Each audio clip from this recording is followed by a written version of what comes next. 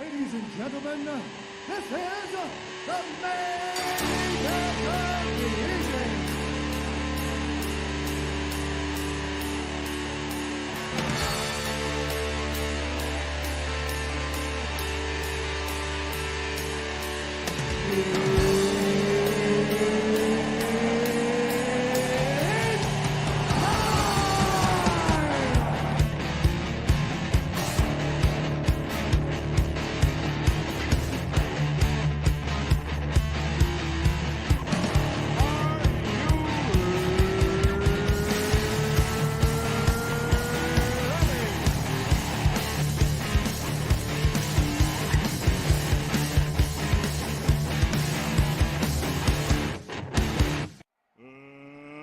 Let's get ready to rumble!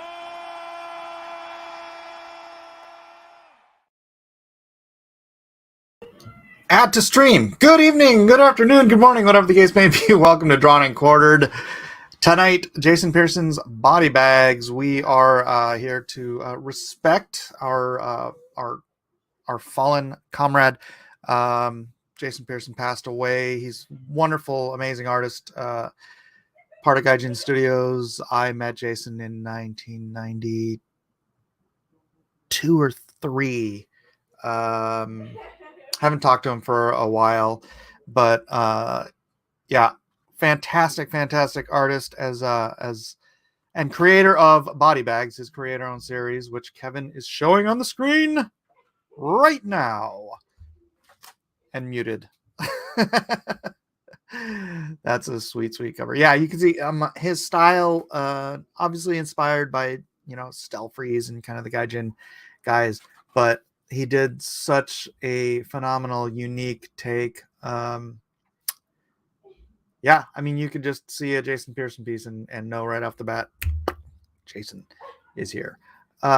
Anyways, Kevin, why are you muted? Are your pigeons going absolutely hog wild or something? Or wow, this is a really annoying background, isn't it? Hold on a second. Let me. Oh, that was kind of cool. I thought I was part of like Fox News or something. You like it? You think it's kind of. I mean, it doesn't work really well with the. I mean, it's a little busy in terms of if you're watching. But I mean, I kind of dig it. I mean, myself. All right, we'll leave it up. We'll see what the still setting up. We'll see what the good people have to say. Hello, Amy, Lester, Juan Soto. Braden Stewart and R2D. What's up, Sean? R2D for life says Mike may announce the release date for Lone Star 4 or Monster Hunt 3 tonight. Have to watch the whole D&Q to find out. Yeah, we'll just keep that a secret. Hey, you want to? Here, let's blow your page. Let's blow you up so that people can see some of this awesome Jason Pearson work. I don't have my body bags. Frankly, I think it probably got destroyed. So when my brother lived here, I don't want to get into this whole story, but long story short, almost all of my comics have been destroyed. So, but we do get to check out, thankfully, Kevin here has it. Look at that. His style is so unique and dynamic. And it's like, he knew his structure down pat, but he overlays this cartoonish vibe to it that see, that's how people who want to do cartoony stuff should do it. You gotta know your structure. Your cartoonish style you overlay has to have that form, that structure, that rhythm to it. That I mean, look how great it looks, because you can tell when people are just kind of sort of faking it, you know what I'm saying? And welcome to the stream, the winner of last week's fan Drawn and Quartered fan edition, Johan Alexander. Greetings, Johan. Hey, hello. Hello, how are you? Hello. Wait. Fine. I haven't seen the art that you did for the piece. If you want to bring that up, let's check that out. Oh, yeah. And I don't know what's going on. Did Matt forget that it's Wednesday? Matt's always here on time. This is madness. So dope. This is going to be a fun one. This is gonna be a fun episode. Getting to draw. Yeah, I'm gonna have to stretch my creative muscles to try to kind of get that graphic black and white style that they have. Well, I mean, you don't have to copy his style. Just do the characters in your style. You know. Well, that's true. I kind of want to, out of respect for Jason. Yeah. It's You know kinda one who of- totally? I mean, for the longest time, just absolutely wanted to draw exactly like Jason. No, wait, Who is wait. that? Ben Herrera. Oh, I could kind of see that a little bit. Yeah. Like when immediately when you just- said, He just adored Jason's work. I've got to cover up the language though, because Jason. Yeah, it's Jason. Yeah. Yeah, those That's why I those can't guys. show the one original Jason piece I have. He drew for me back in like '95, I think. It's a rogue piece, and I can't show that on screen. Well, he's a fan of all these kind of hard boiled, and then some of these more. I don't know, in the era of Pulp Fiction. I mean, just using Pulp Fiction. I don't know if he actually liked that movie or not, but my guess is he probably liked it. But those guys were kind of born out of that really, hardcore kind of violent stuff, and that's kind of littered in their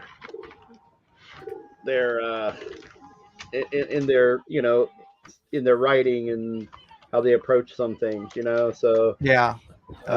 Big John Woo fans. yeah, exactly, and so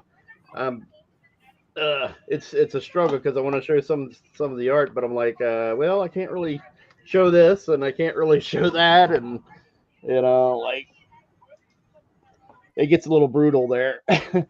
Yeah, brutal. I don't care about. Yeah, there we go. Yeah, I was just trying to not get you in trouble. That's all. It's good. Thank you. All right, hold on. But yeah, Elliot's coming in too. I just don't. Per usual. Here's a perfect example of Jason would draw in a more cartoonier style, but if you look at that hardcore perspective, Yeah, that's right. and especially there, you got a little 3-point going on there. If my camera would focus, sorry, it's being a little funny for some reason. Yeah, But, I mean it's so precise. It almost looks like 3D cell shading. Yeah, exactly.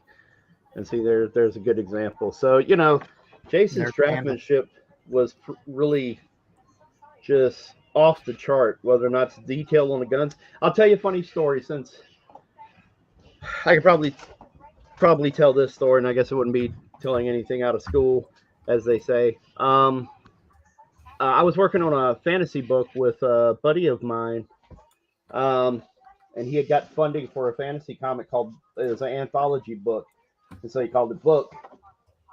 And with this really big block lettering and all this stuff. Well, he was a fan of Jason's stuff from Body Bags, so he called Jason. And as the story goes, to give you an idea of kind of the meticulous, he had one of his characters was kind of inspired by the Frazetta characters from Fire and Ice. One of them was like this long blonde-haired guy with kind of furry loincloth, carries a hatchet and all this other stuff. Like there was a girl involved, and she was very Frazetta-like. So he was getting Jason to do the cover, and this will give you kind of the thing.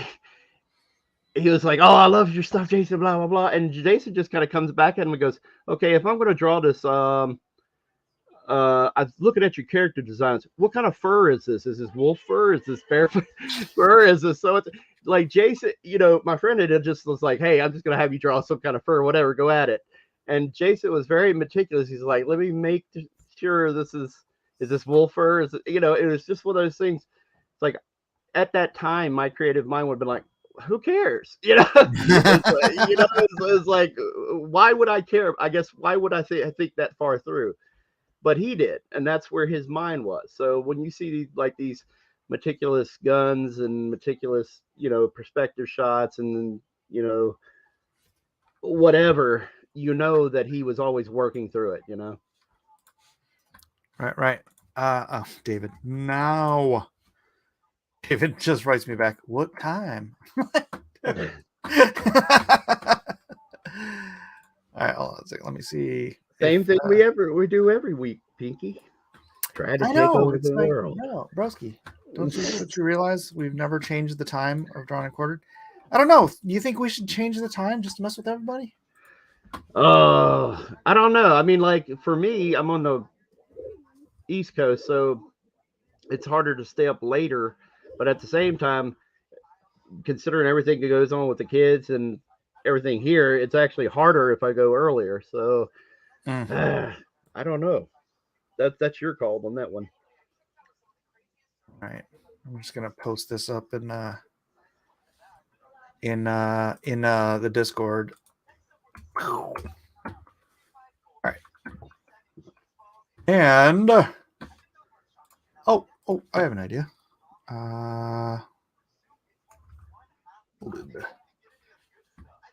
Throw this in Yeah, here's the piece. I'll just show everybody right now what I'm talking about. This is the cover piece that he did. I don't know if it ever actually got published, but there's a pic of what Jason did, and that's what I'm talking about. yeah. You know? And so yeah, you know, he came out with this really cool, awesome artwork. I was just kind of starting out, not really starting out, but I'd only done a few things, and so seeing this come into my friend's office, and I was just like, I can't even think on that level, man. With all the graphics, you know, and stuff, and how there's the black, and you know, there's little bits that are detailed, and there's little bits that are just, you know, Yeah, it's very graphic. Yeah, very a hallmark of a lot of the Gaijin studio guys.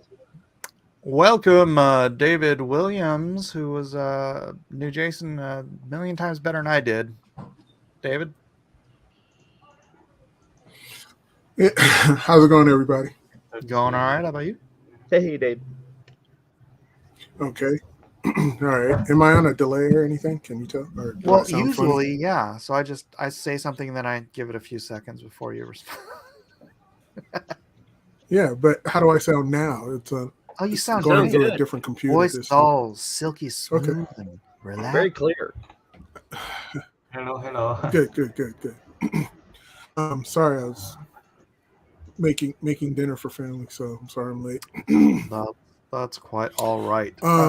Where are we at with this conversation? Oh, Kevin was just showing some work from Jason and commenting on how awesome it is.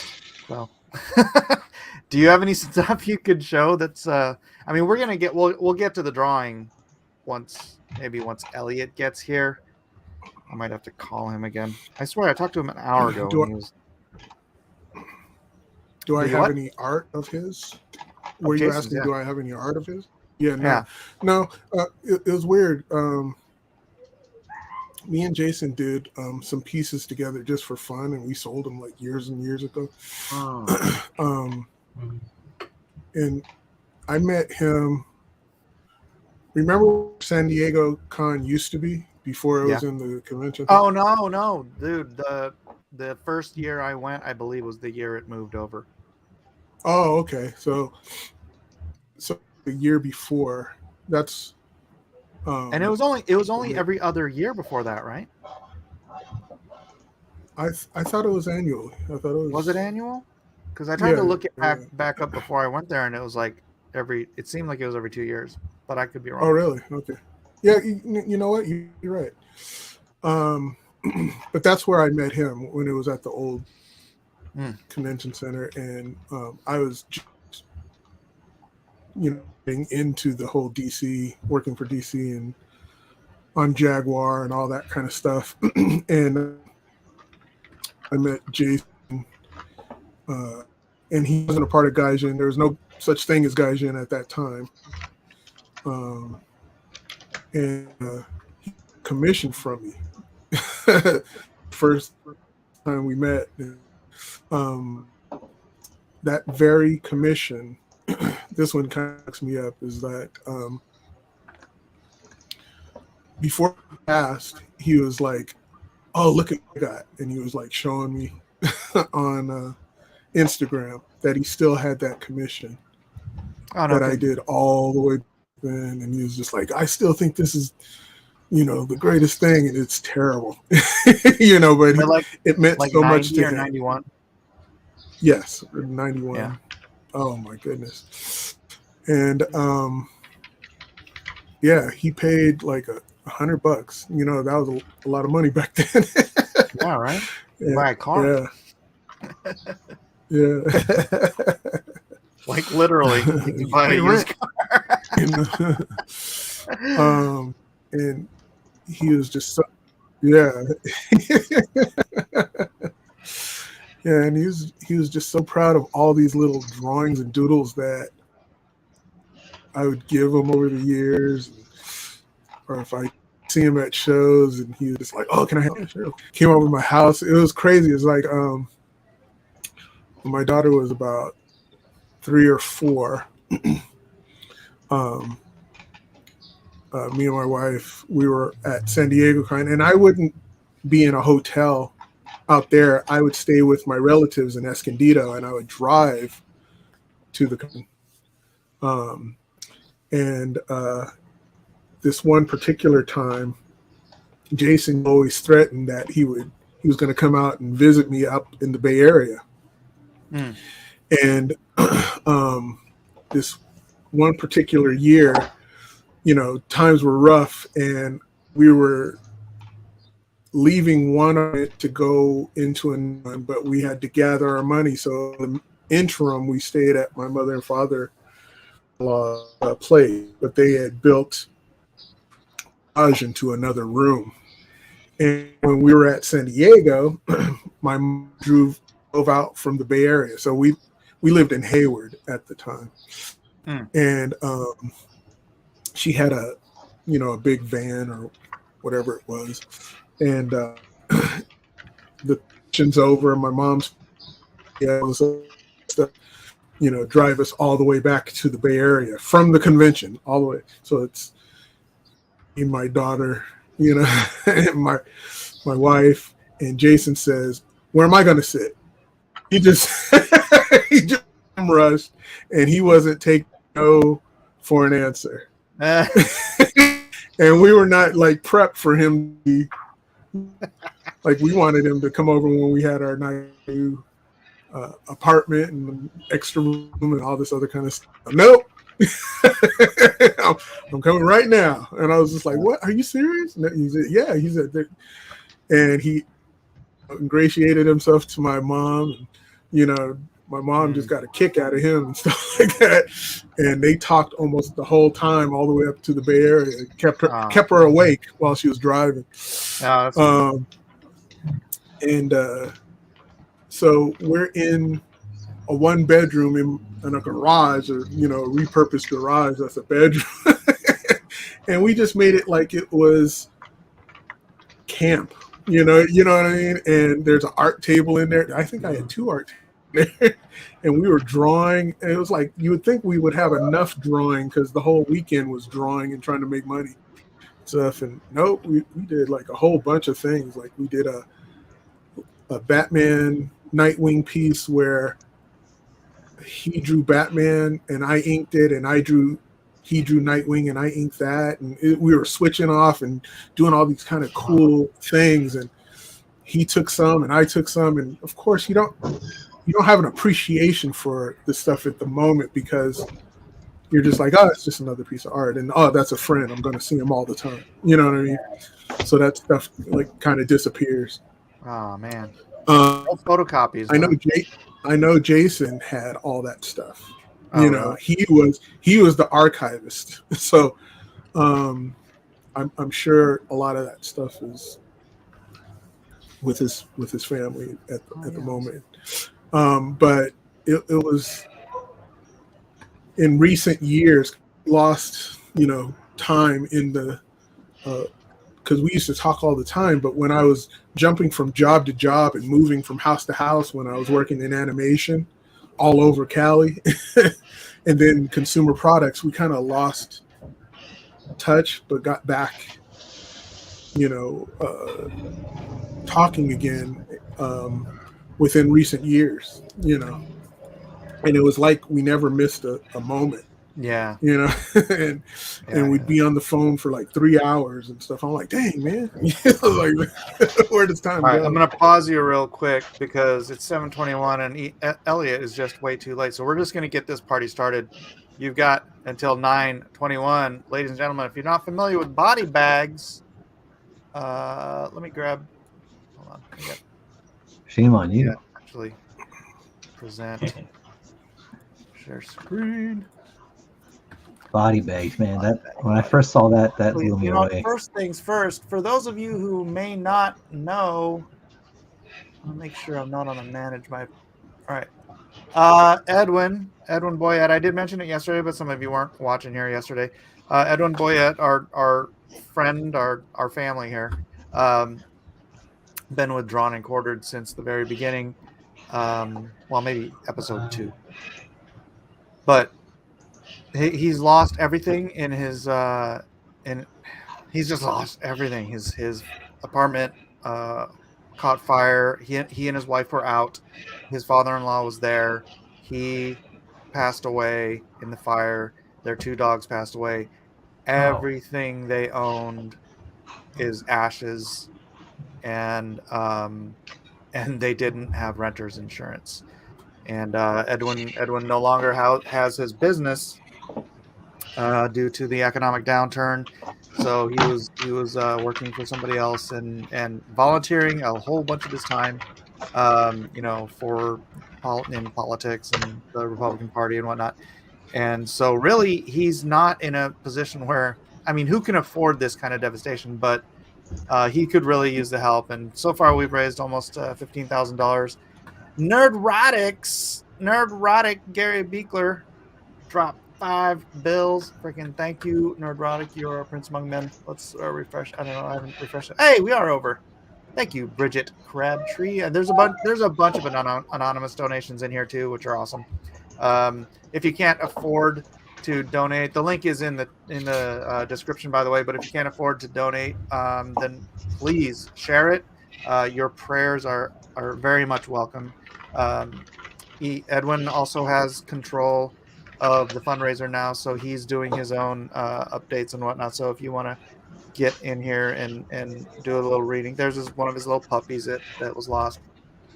But yeah, he's a friend in need, and so please do, if you can, help out. Let me grab some body bags. Jason Pearson. I already have it on it. Body bags. Images. So here's the covers. But let's find something. It's Michael Golden covers.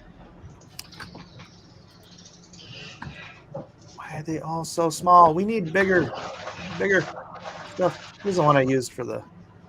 Oh yeah. He was working on the new body bags, I heard, but I don't know how much he got done of it. David? That was where I was going to get to. Reuniting and all that kind of stuff.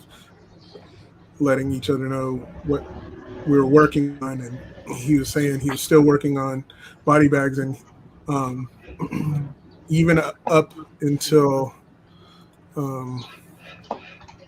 late November, he was saying, hey, you're going to do a body bags cover for me. And I was just like, of course, and unfortunately that did not happen. Yeah. But he had every intention of putting out this next one, and the way he made it sound is that, he was happy with it. And labor intensive. Do you know how far along he might have been? He didn't get specific. And you always hope that family or somehow later, after time has passed, that they'd be able to somehow maybe put together something of his, that would be great. I mean, I know it's hard, like when James Hudnall passed away, his family wasn't really in tune to the comic industry or anything he was doing, so they don't really have any, like, I was talking to one of his sisters, and she didn't really know much about it, and I still keep in contact with her. But yeah, he had like a whole storage locker that Mike and I helped him move stuff, and he has a lot of cool art in there. So hopefully they're not, they're being careful with it.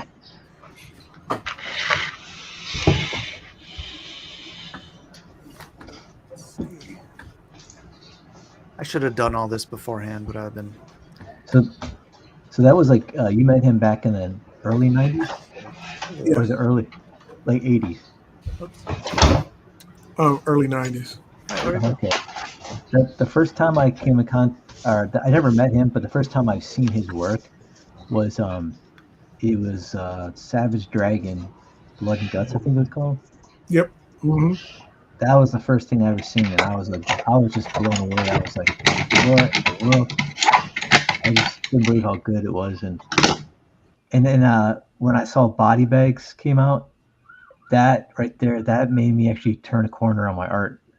Oh, really? Like, no joke. When I saw that, because I was like kind of going down the route of trying to become, my mind, I was thinking, like really realistic drawings and everything like that, because I was doing portraitures and everything, watercolor, and as soon as I saw like that, I was like, this is what I want to do, man. I want to go more cartoony with my stuff, and I always like anime and manga, but that, for some reason, that just like hit all the right keys for me and the chords, and I was just like, whoa. Yeah. So, aside from Stealth Freeze, who do you think is and what's his face? You just mentioned him. Michael Golden. Michael Golden. Who do you think his biggest influences were? I mean, I think everybody in Gaijin, kind of rubbed off on him. I don't mean it that way. Inspired him in certain ways. I think even Carl Story inspired him by the way he inked, kind of informed his pencils. But Jason was a sponge. He liked a lot of things, and unconventional. Yeah, that's an important and interesting point that very few people catch up on, is that for a lot of guys who coming up, the inker does very much inspire how you pencil the work, right? Especially if you're a really tight penciler, you're like, I want my lines to look like this, and so you're penciling out ink lines. Mm-hmm. Yes. Absolutely. And just how Carl would come to conclusions on how he would ink and how he would get to that, and Jason literally just being right there and seeing it. Of course he's going to pick it up and say, okay, I want that, and how can I maximize that without having Carl ink me, because he's not going to ink me, because he was primarily inking Adam, or someone else. You know what I mean? So he said, I'm going to achieve it one way or the other. Yeah. And I think Adam, he loved, by the way, phenomenal inker on his own right. Absolutely, for sure.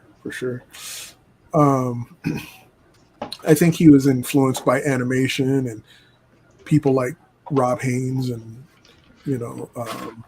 all of that Rob stuff. Haynes' name in years. Yeah, because to me he was like the in the forefront of doing that dead line weight and stuff, contour line and stuff with the pen and stuff like that early on, and everybody was at the beginning of the internet for everybody. he was on it, and he was so synonymous with that. So Jason picked up some cues from that and just pushed it to another level.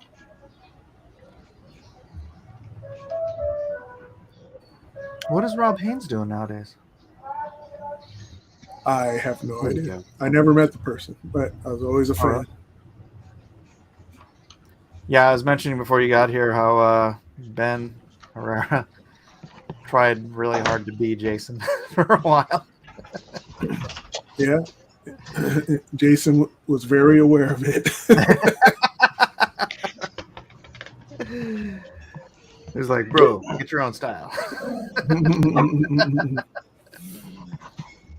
Yeah, I think Rob Haynes was at least. I think when we were, remember that book I showed you, the fantasy book. Around that time, Rob Haynes was, I think, rooming with Tim Townsend for a little while. Yeah. Tim would send some scans or something of Rob's stuff every now and then to my friend Ben at the time, and it was kind of cool.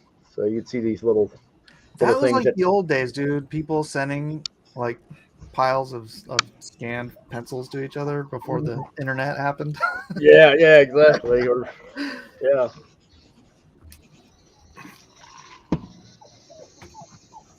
Oh, Amy- can I go back to the Jason story about driving up to the Bay Area? Oh yeah, yeah. Oh, there's another part to that before we even started the drive out there. Before that, it was you know what? I want to take it back. My daughter didn't go to that show. She was with my mother and father-in-law. So she was being babysat at that time, but which is good because while I was out there at San Diego, during the show, I suffered a bit of dehydration and I passed out in the bathroom. And someone found me in the bathroom and they had to escort me out and, you know, all this kind of stuff. And, you know, Jason, Ben, his ex-wife and all this kind of stuff. My wife, we all went to the hospital.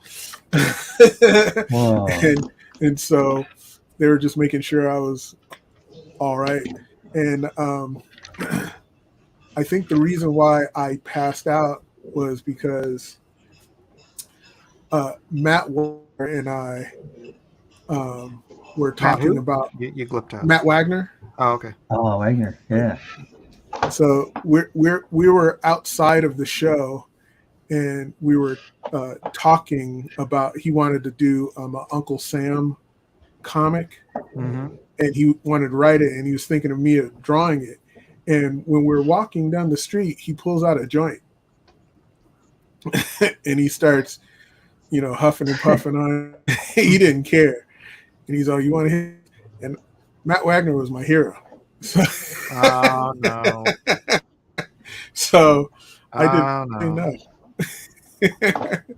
And so and little David, I don't know what he had in there, but I was lit. I was lit up, you know. So and I didn't have any, you know, drink or anything. I wasn't being hydrated or anything like that. And it went on and on and on and on. And so I'm at the show trying to pretend like I'm not high. I was high as heck. So by the time I go to the bathroom, I said, I got to go to the bathroom. Go to the bathroom, and I just fell out, you know. And so that kids do drugs, especially with Matt Wagner. Okay. The don't part got clipped out of that. And Yeah. Just said, kids do drugs. Don't Totally do drugs, especially with Matt Wagner. But that's what had me all right up in the hospital. Well, I feel a little remiss because this all kind of just started snowballing, but we haven't had a chance to say hello and learn a little bit about Johan Alexander yet. Johan, do you want to tell us a little bit about yourself and how it is you managed to get here tonight? Hey, hello. It's night, yeah. Good night over there. I'm Yes. actually in Indonesia. Oh, wow. Oh, wow. It's still morning in here, actually. And I was asked just now by Amy from Drone and Quarter. So they said I got invitation from Mike, yeah, if I'm not mistaken, or Andrew. Yep, Mike, yep. yeah. Thank you for the invitation, Mike. Sure. Nice to see you. You too. Nice to meet you, and I am honored to be here. For the Body Bags comic, I do not know actually, but I once saw the commercial, or I don't know what is it, but I saw it in Wizard magazine long time ago. I think, yeah. So it's not it feels a little bit familiar, but I don't read the comics, but I just saw some kind of promotional art over there, I think. Okay, cool. Yeah, well, Body Bags is Hmm. it's obviously it's Jason Pearson's creation. I don't remember how many issues actually came out. David, do you know? No, I do not. Yeah, but he's My basically archive brain is dead. Well, a hitman and his daughter Panda, um, sort of like the professional but cooler. more violent. It's a. I think it came out with like because I have the graphic novel and I have some of the issues, single issues. But I think it was at Black Noir put it out. Blanc Noir, yeah. Yeah, they put out the first, and then he did a short like for Dark Horse Presents. I think he did like a short body bag story in there, and that was all black and white, and that blew me away too. I was like, whoa! I mean, he even upped the ante in that one. But yeah, I was looking forward to the next. And I've seen, of course, he did illustrations with body bag characters on his page, and I was just like always downloading them, saving the art. He's doing like lowrider cars, and like Panda was like dressed out like with the baggy pants and the beanie caps and stuff. And yeah, I was looking forward to it, man. He was supposed to do it like years ago, and then finally he started getting back into it.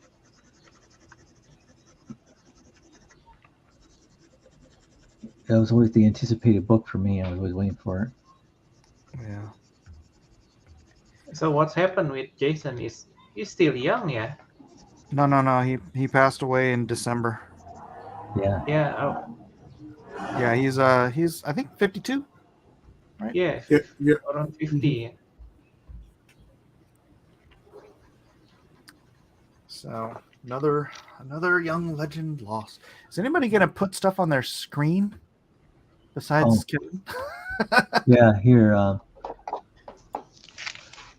we go. I've been working on thumbnails. I'm trying to come up with a layout, so Oh, okay. I got one I'm gonna do. I'm I'm just this one. farting away as I go. So I'm gonna do some layouts. I can't do that because I can draw like 50 different pictures before I come up with one I like, and I spend too much time drawing. It's like I gotta just do thumbnails because I can just go down. I'll do a whole drawing and no, that's not what I want. And I erase the whole thing and then start another whole drawing. No, I'm not. So is it must be manual art in here, or are there any rules? no, do whatever you want. Just black and white. That's it. Just Yeah, black as and long as it's white, black. The finished art has to be black and white. It can be Oh. digital. I usually do digital, but I was thinking I'm just gonna do a traditional this time again. Man, I haven't picked up a traditional tool in 2 years. Let's see. Yeah, I also kind of moving back and forth too with digital and manual. Both has its own enjoyment, I think. Yeah. Both has the negative and positive. So how did you end up on drawn and quartered fan edition? Oh, I was invited by one of my friend Bonsart, Bonsart Boko, when the Drone and Quartered fan edition. Back then it was maybe the theme was to introduce his novel, Bonsart's novel called Association of Istar. I was Oh, that sounds familiar. yeah. I was doing. I've been doing the art from Bonsart actually. I'm doing commissions for him, so he invited me to the show, and so I was there. Oh, okay. So I enjoyed their company because it's not easy to find a art community in here in my city. So I kind of enjoyed. Oh, that's nice. Mhm. Yeah, it's Yeah. all on the internet now. Yes, I think it's much easier. No, it is, man. I mean, I found my art community on a Japanese blog with like German artists, a guy from Germany and mostly Japanese, and we were like just drawing every day. I was just logging in to go to their site. It's Oh. great. I'm still friends with those guys. Like one of the guys I was drawing with all the time, he became he's the director, creator of Agretsuko.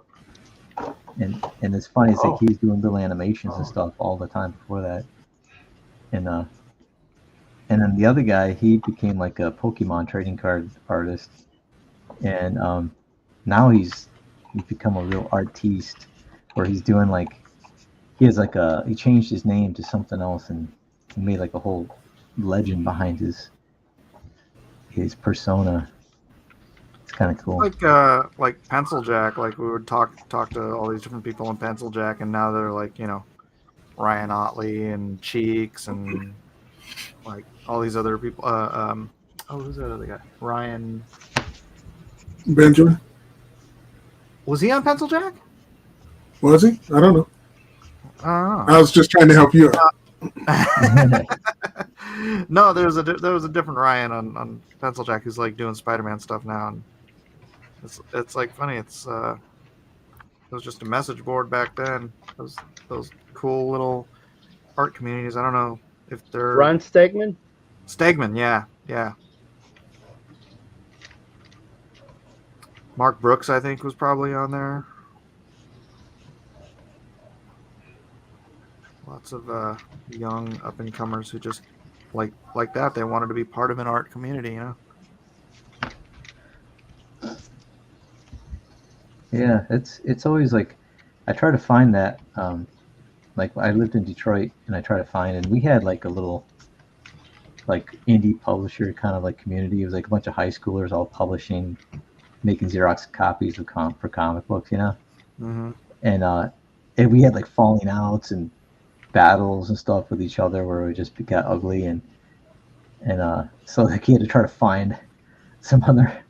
But I would just basically I would hover over all the professionals and just kind of bug them like all day at the shows. And it is good memories though, man. I remember I got Joe Jusko mad one time at me because I was asking a bunch of questions, and it's like back in the old school artists would never really tell you much about like business, Like I wanted to know, I had no clue what page rates were. I had no clue what cover rates, were. I didn't know anything, so I would just straight up ask questions, and that was like taboo to ask, rates. Yeah. And I remember they would just go, "You should be happy if you work for free," and I go, "I want to do this for a living. I don't work for free." And then they're like, and I remember he got really heated at me. I was like, I freaking go mow someone's lawn for free. I'm not, if I want to work for pennies, I'm like, I want to get paid something, I just want to know, how do you get paid? Like, what's the good rate? If it's at $10 or what do I get? Right. But no one wanted to tell anything, and I think really in the long run that hurt the industry, because then you got these young guys like were coming up who were like they didn't know what the rates were, so they just worked for peanuts, and then that's what the old school guys out of work is. They work for peanuts, and it's like, oh, this young guy works for peanuts. I don't have to pay you the rate anymore, and it's like. I think that's what you need to like pass the torch. You need to really tell the up and coming people what's what, Yeah, stop working for peanuts, man. Yeah, that's what cashews are better. They still pay. They'll pay like I was working for really cheap, but then there were guys coming up who were working like for almost free, and I'm like, what the heck? And they were like, it's just a hobby for me anyway. I work for like a production studio. I'm like, well, then screw you. Go get work in your production studio. They're like, I just want people to see my art. And I go, well, then just get a website, or post it up on a wall. I'm like, trying to make a living, and they're just like, to them it's a hobby. I'm like, well, that's kind of going back to the whole community thing. Is like back then it's you came on board to get like honest critiques, and you kind of help each other build up, and you kind of build that kind of fraternity between creators. And I don't know, I'm just trying to think. It's like you can't really do that on YouTube as much, right? Yeah. Yeah. Yeah, I think, I think really in the long run that hurt the industry, because then you got these young guys like were coming up who were like they didn't know what the rates were, so they just worked for peanuts, and then that's what the old school guys out of work is. They work for like peanuts, and then that's what the old school guys out of work is. And it's like I think that's what you need to like pass the torch. You need to really tell the up and coming people what's what. Yeah,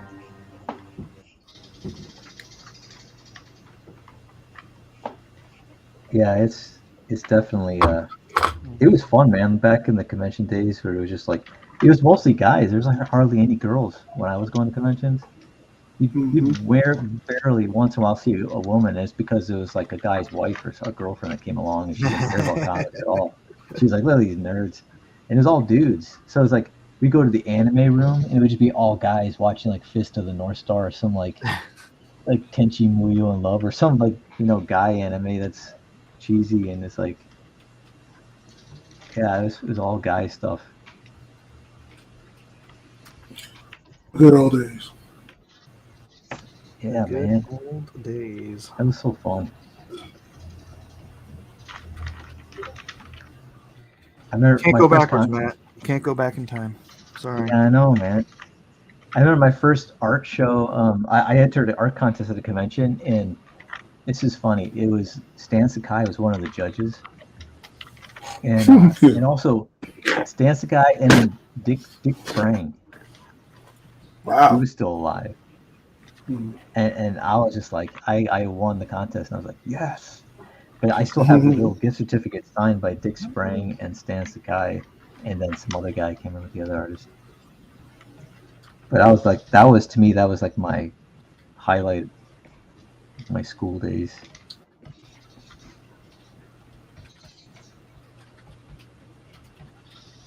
Yeah, I miss those, man. But you can't go back, like you said. You can't go back. Oh, which reminds me.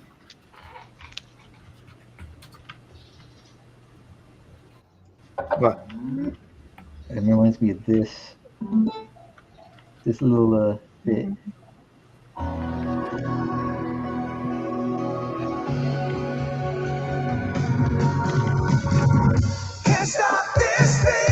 What are you doing? You're gonna give me a strike.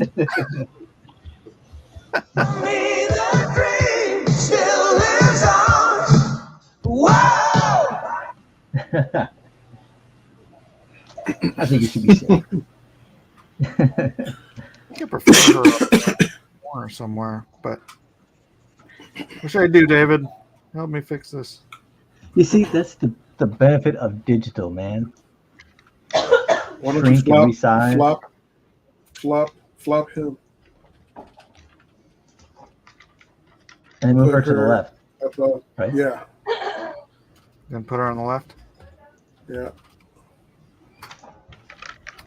Yep. That kind of looks like a fastball special.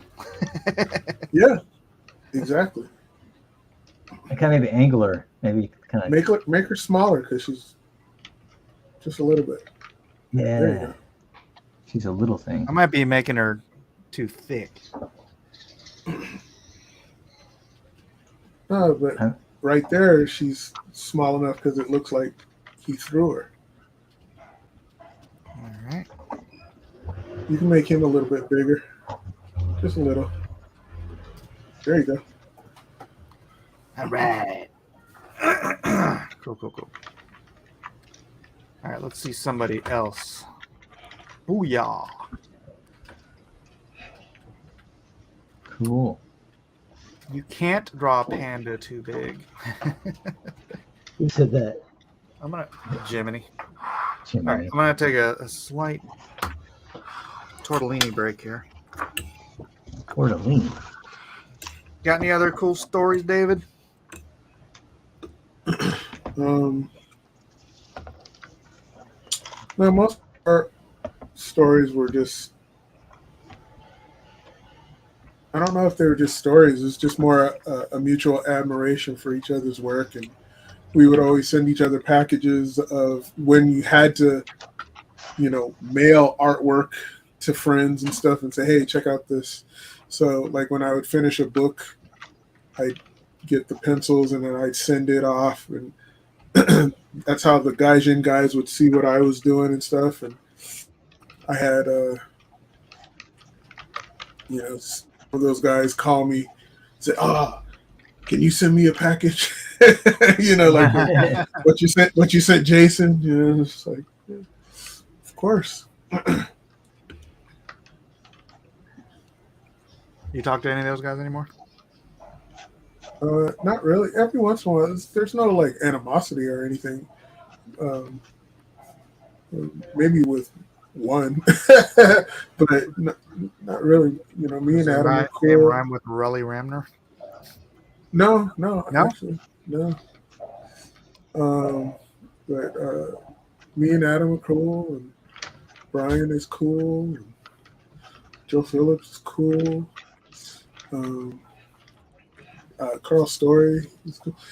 Um, yeah, I don't have any problems with any of those Are top tier. any of them still in a studio together? Brian has his own new studio, and I don't know who's in it. Hmm.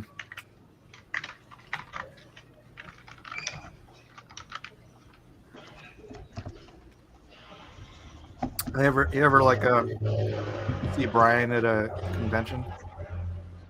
It's Oh like, yeah, because I see him at Dragon Con, or I used to see him at Dragon Con, and it's just the crowd of people watching him paint. It's like yeah.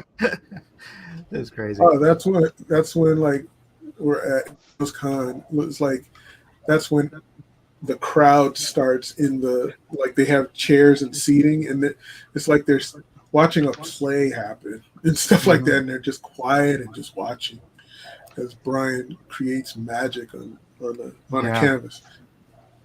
Oh, Stelfreeze? Mm-hmm. Oh yeah, I used to bug him too, man, at conventions. I would talk to him for hours. But that's funny is he didn't bug him. He loved talking about art. We would talk about painting and stuff, and I was just getting into painting. Yeah, he likes to. At least it seems to me, from what I've seen, he really likes to impart knowledge to people. And, Yeah. He felt like a teacher, yeah. Yeah, exactly. He's talked to me before on some things, and it's hard. I wish I had the Obi-Wan Kenobi of Gaijin. Yeah, I mean, I wish I had a tape recorder for all the stuff, the wisdom that he was trying to impart and stuff. I mean, it would just go by, and you try to make a mental note of everything, and yeah, he's a giving dude as far as like if he sees artists that want help and want to receptive to it and stuff like that. He's really can't say enough good things about Brian in that respect. You drew his face.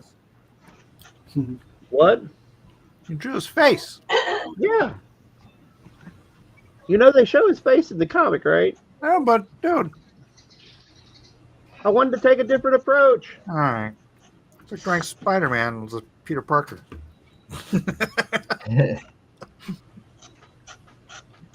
Well, you get the costume, or with using your Spider-Man analogy, then you're getting the costume. You just start getting the mask. Right. It's at Adam Hughes. I remember I used to go up to Adam Hughes if he ever came to town to a convention, and he would always keep us laughing, man. And he would be cracking us up, but he was like really quick-witted. The way things he would say was just like kind of like the ultimate nerd, but he was like the cool nerd. I don't know if that makes sense. You know what I mean? Where he was like the suave kind of cool nerd, and he was just his art was awesome, but he was just cracking us up. Some of the things he would say. I have an Adam Hughes story for you guys. Oh, cool. So Adam came out to a show that I helped get him to. I forgot what year. Do you remember the year that he did that Star Trek graphic? No, Star Trek graphic. Wow, that's got to be like in the 80s sometime, like 89, 88, something like that. Maybe 90.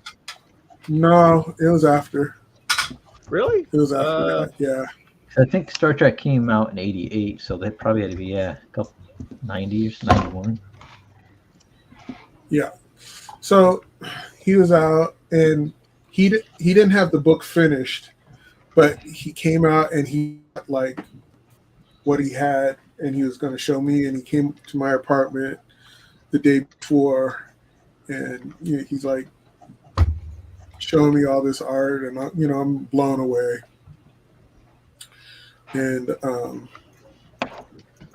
he wants to see, some of the Bay Area before he has to go, because it was a short convention. Like the convention's over, he went out. They had rented him a car and stuff like that. And so I said, okay, well, let's go to Pier 39. It's still earlier.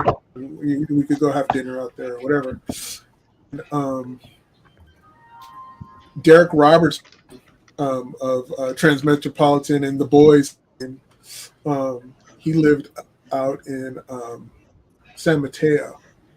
And Colin said, I bet you don't know his house right now. Who? And I was like, but before that, I said, you want to come over? And he goes, no, I'm real tired. I don't feel like coming over. And I was like, I think you might want to come over. And I said, dude, I'm really tired. I really don't. I said, well, that's sad because Adam Hughes is here. And he's all, what? I'll be over, and it takes like about 35 minutes from where he was over there in 20. Him and his girlfriend, he made her get dressed and got over and stuff. And so we all drive out 39. But before that, we drive my daughter over to my mother and father's house, and she's like so they're watching her as we Pier 39, and we're in Hayward. So we go there, we have a good time, and we come back. Hayward's East Bay, or? Yeah. And so we come back, and we go to pick up my daughter, and Adam stays in the car, and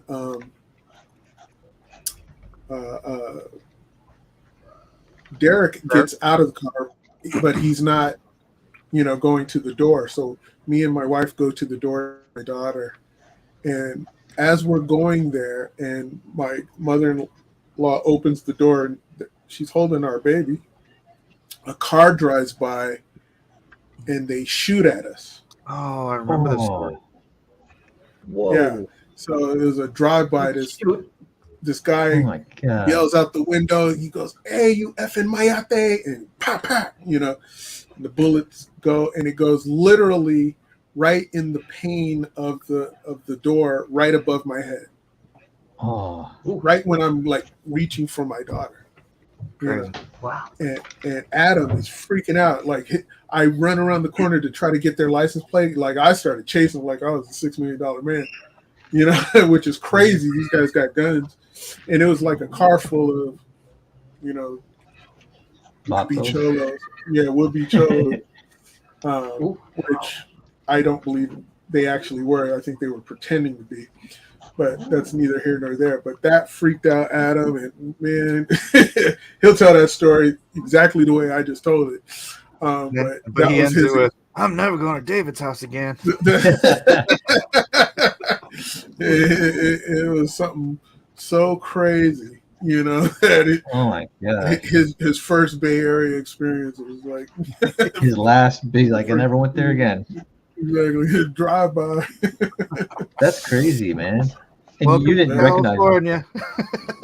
Did you owe somebody some art? Yeah, exactly. No. He was an editor, He's like, William. I think it was just some people who just didn't like me and my wife's relationship. Ah. Maybe they just got the wrong house. Yeah.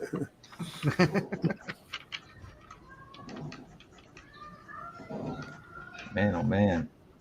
In my neighborhood out here, I had heard gunshots a few times. Like, I was coming in with groceries, and they're like, pop, pop, pop, pop, pop, pop, pop. I'm like, time to get in. They shooting. Oh, really? Yeah, it was like 8 shots. And it's like, I knew it was a gun. It wasn't I could tell the difference between a gun and fireworks. And I was like, that's a gun. He's shooting. And the police was out here taping off the road and everything.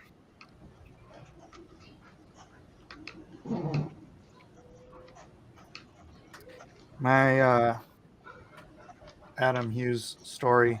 I only met Adam a few times, but he lived out here for a bit at Wildstorm, Mm-hmm. and he was like, dude, he was like going super slow. He was here for like 6 months or more to work on that the Gen 13. Was it X-Men Gen 13? Is that what it was? Yep. Yeah. Yep. No. X-Men Wildcats. X-Men Yeah, Wildcats. X-Men Wildcats. X-Men X-Men Wildcats. Wildcats, yeah. Yeah, and so he's like he's turning in like a page every 2 weeks, and just like No. He did do a Gen 13. Yeah. Yeah. There was a Gen 13 that he was working on. right. Yeah, I'm Yeah, trying to I had- remember which one he was doing when he was here. I think it might have been the Wildcats one. Yeah.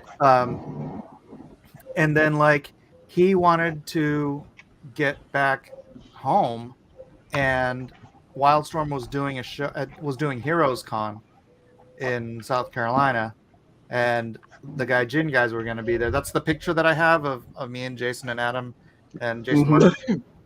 And so it was like that con was like, I forget, like a month or 2 months away. And so like for that, when they announced that they was doing that, he wanted to get the free ride home. So he just sat down and got the whole rest of the book done, even though like that whole like 6 months for him was like vacation, or he was like turning in a page a week or every week or two. I was like, oh man, I can get a free ride home now. And he just jammed it out. I know And it still looks Jim. beautiful. Yeah, I know Jim and the guys were always playing poker over there, from what I was hearing, because they're Oh wow. big into gambling, betting and stuff like that. Not large bets, but big enough. And Jim is like extremely good, from what I was hearing. Jim, the one time I saw Jim play poker, actually I have a picture of it on my Facebook page, but dude, I just remember he threw down a $600 bluff, and I'm like, yeah, I'm not playing poker with anybody who can bluff everyone out of the game just with wads of cash. Exactly.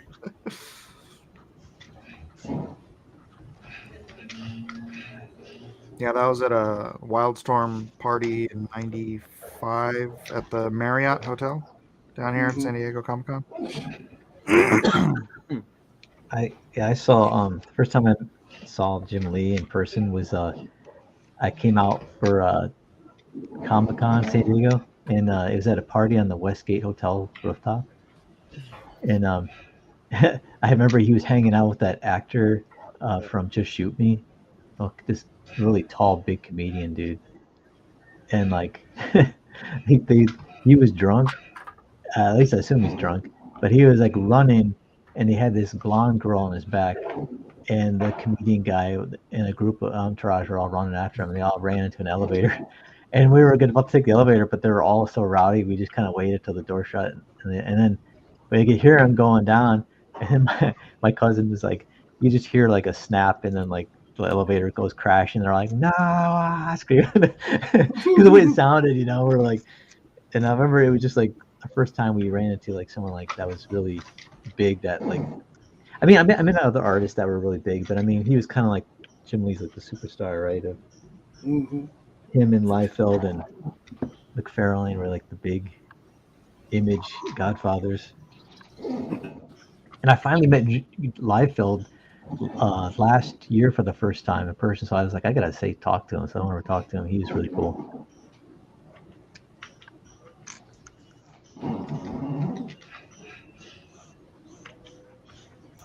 I don't know what happened to Elliot. I hope he's okay. Probably sleeping. Remember last time he Literally, I talked to him like 45 minutes before the show, and he was like, yeah. He's on the toilet. The turlet. He's on the turlet. Hey, Mike, do you remember when we first met?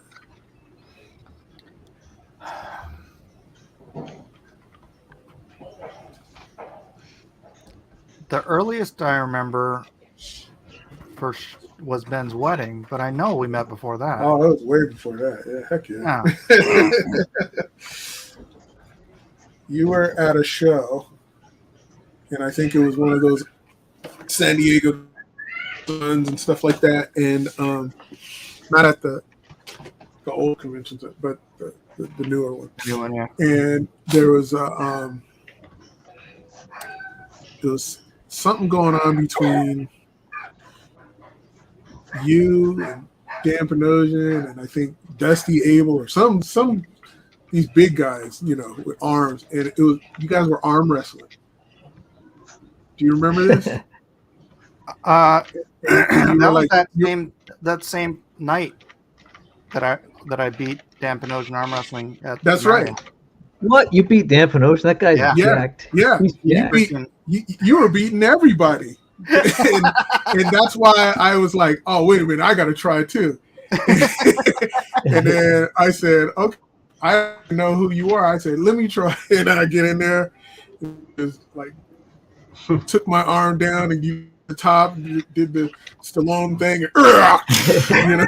And I said, wait a minute, I meant to do it with my left hand, and then we did it left hand, beat me with the left. I was like, oh, man. That's when we first met. Oh, that's funny. That's funny. Yeah, so Dan like really started working out more after. Yeah, he did. He was so embarrassed that I beat him in front of everybody at that party. Yeah, because Dan's yoked, right? Yeah. He's like a man. bodybuilder. Oh yeah. And and we had a rematch at his house. I went to his house one time and we went to dinner with his fiance. And dude, he beat me but it was such a freaking hard arm wrestling match that I like had tennis elbow for like 6 months. You had to work for it. Oh my god. He's like one of the goodness. few people ever who beat me. One was a Navy SWIC special forces dude. My friend Donnie, who's like 6'4", bench presses 400 pounds like this. Dan, and then my freaking daughter's boyfriend. What? Yeah, this was just a few years ago before they were together. But hey, your daughter's not supposed to have any boyfriends.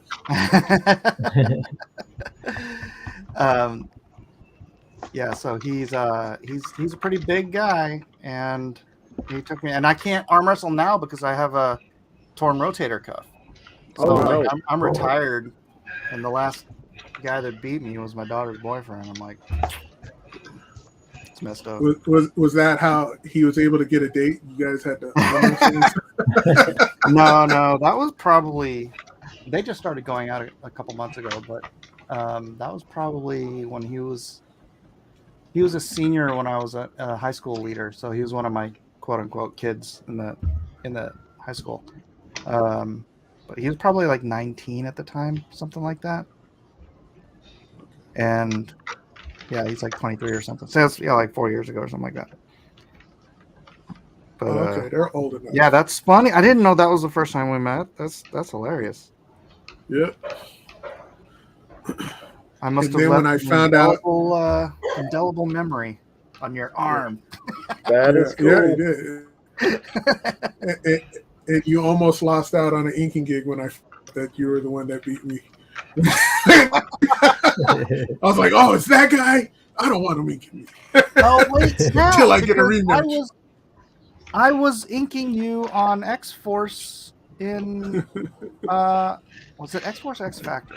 One of those X freaking books. X Factor. The one with the one with the Mike Waringo cover. Yeah. Who cares? No, but the year that was 90. Feel that it's mold. Is that 94? I'm excited. That was early because that's when I was still in the studio with It Mike. was sometime after. Yeah. Okay. Yep. And he inked some of those pages too, right? He inked the. Yeah. Probably. We were always doing that kind of stuff. In fact, that's I think the reason I got to ink Carlos Pacheco was because it came to the studio for Mike Christian, and he like broke up the pages with me and Jason Rodriguez, and if I recall correctly. Hmm.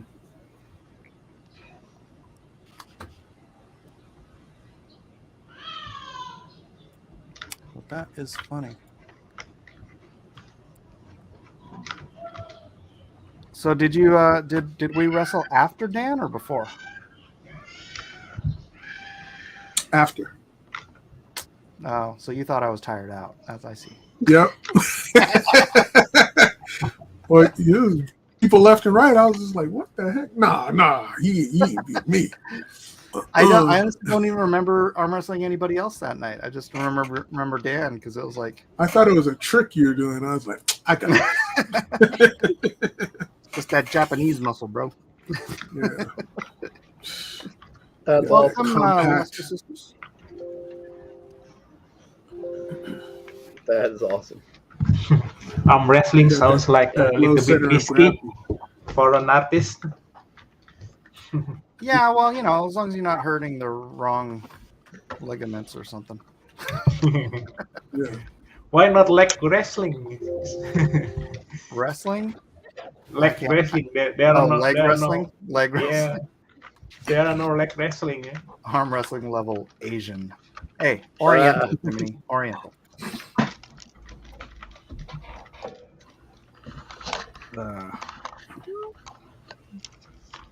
Lester, is you okay? Yeah, just sitting here looking at the brushwork on these inks. That's really cool. That's neat. I didn't think you would.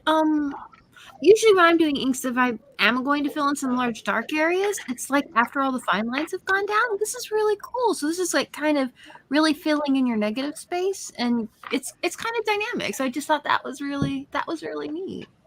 Oh, thank you, Amy. I appreciate it. Yeah. Oh, that is cool. I was doing it just for time because I was worried I'm going to run out of time, and I think I am. Even as simple as I thought I was going to kind of pull back and just let the blacks do the work. Mm-hmm. I don't know if I'm going to make it in time, but yeah, out of tribute to Jason. Jason has very graphic style, so I figured I would give it a try, you know? Oh, that's We awesome. still got an hour. Yeah. Oh my gosh, I better hustle too. I've just 'Cause been I going have to- over doing lots of sketches. Oh wow, his face came out cool. Yeah, I'm trying to give him some kind of emotive expression. He gets very annoyed with his daughter, so. I think very annoyed is kind of his normal frame there, so that was cool. Yeah, not just. So oh, that's right, because he fights with daggers, right? Oh, what was that? He fights with daggers, I think. Like knives? I think Yeah, that's knives, mostly yeah. what he fights. Yeah. And she fights with spunk, I guess. Yeah, that and a lot of guns. And a lot of guns.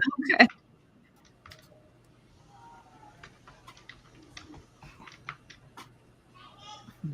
Great equalizer, I suppose. Well, That'd be David, I want to thank you for bringing up that story because now I can tell that story without it sounding like I was bragging. Yeah, no kidding, man.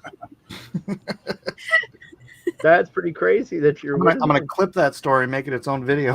Are you gonna animate it? Like the little animated thing where you're I don't think people believe me when I tell them. It's like, yeah, sure, kid. You get the Lesters to animate it for you. Yeah, that would be fun. Just Mike arm wrestling people, like a long line around the building of people to arm wrestle.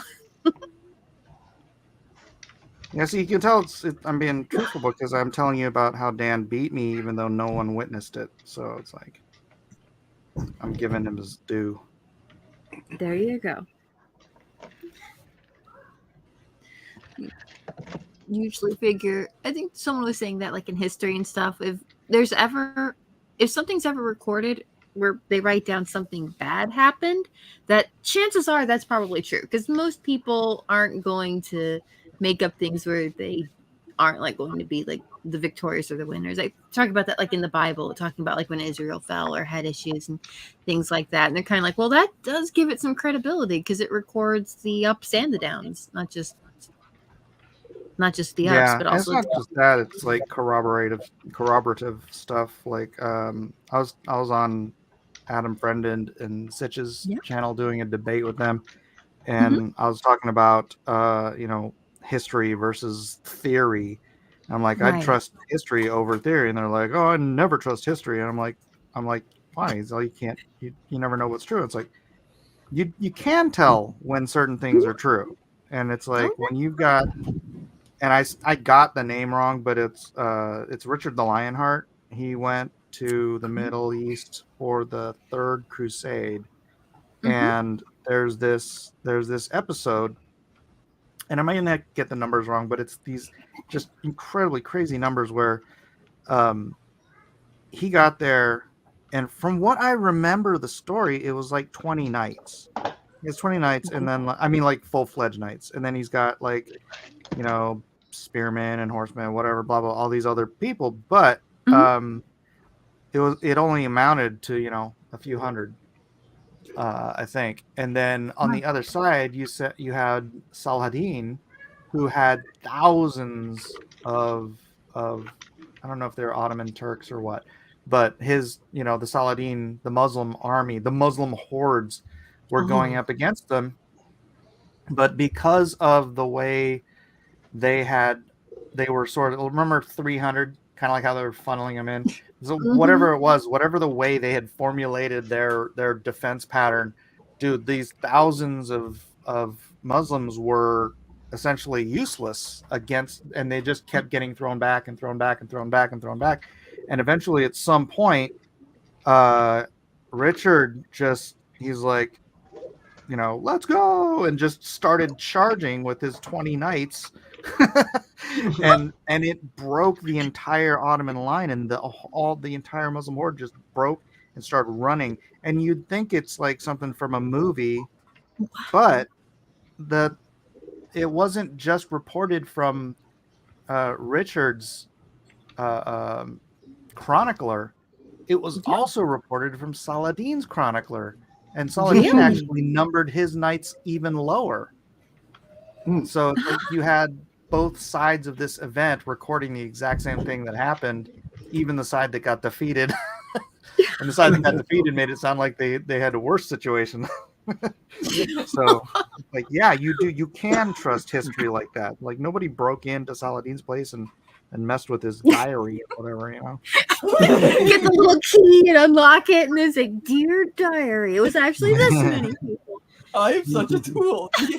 I was just told. That's not how naughty it works. Richard came again, and I love Crusades history stuff. It's so much. I fun. heard the Saladin and Richard history is a little is fascinating, you know. I heard once that, well, when Richard was sick or something, the Saladin sent his doctor. Eh? Yeah, they had this weird, like very weird. I mean, it was a respect of, you know, they were peers, but they were enemies. Yeah. That's kind of cool. I want to fight you at your best. You have no excuses. Yeah, exactly. Yeah, I don't want it's to like from beat you when you're sick. shonen manga. You know? Yeah, it does sound kind of like a manga. Sweet. I don't get the Among Us reference. Oh, well, because, yeah, a lot of they times are- it's kind of Yeah, common in a yeah. lot of like manga and stuff. Like you'll have like the character and then like their enemy in the first Oh, season. a manga. I thought you said Among Us. Oh, I'm like, I never watched Among Us. Sorry. no. Now that'd be kind of sus, which would be the opposite of noble.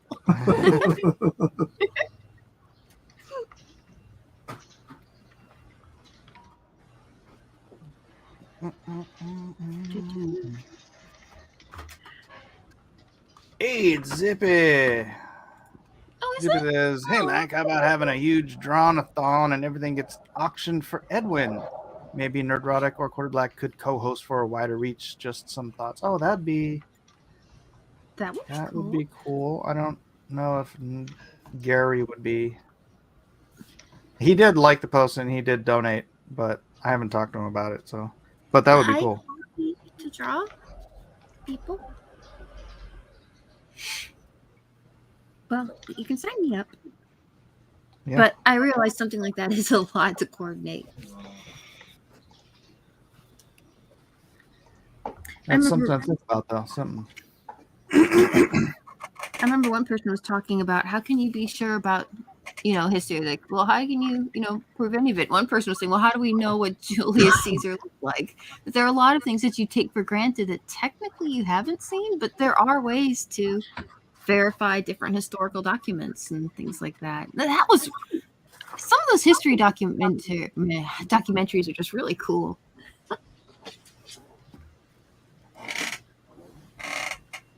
You guys ever? I don't know who's into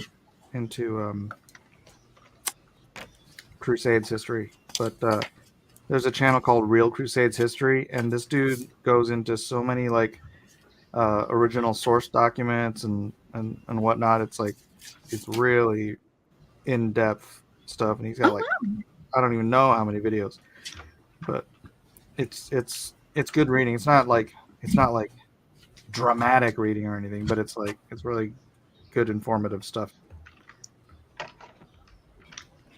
Is that like a YouTube channel or like history channel, or is it? Yeah, it's on YouTube. Oh. Nice. He's even there's like a Crusades movie or TV show, I think, and he actually I don't know if he wrote the whole script or co-wrote the script. Oh, so they made sure they got it right. Yeah.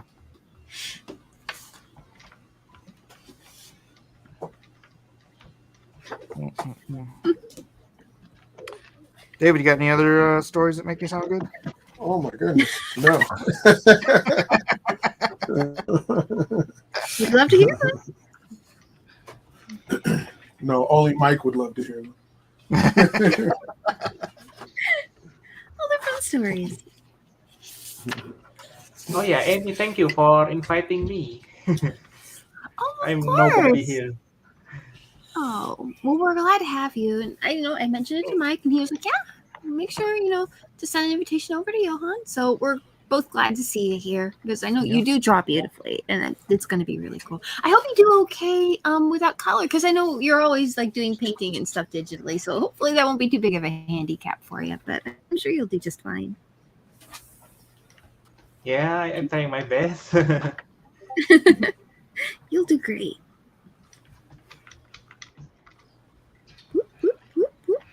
It's kind of fun taking a subject that you don't know a lot about and then be like, okay, what have we got here? And then just kind of like do some research and then try and find that one thing that kind of clicks with you and go like, okay, I'm going to use this as my little point of inspiration and draw something. I like drawing little Kiko ma'am. Like, Yeah, Kiko Man was fun. Yeah, that was. I like, kind of like wildly creative projects. And I mean, as much as I typically do like to really plan stuff out, sometimes you have the most fun when something just shows up and you're like, and go, and then just kind of run with it. Yeah.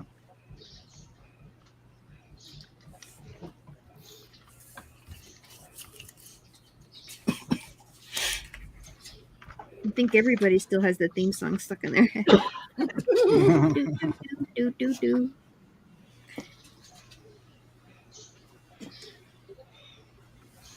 Are you not drawing? Not gonna play it.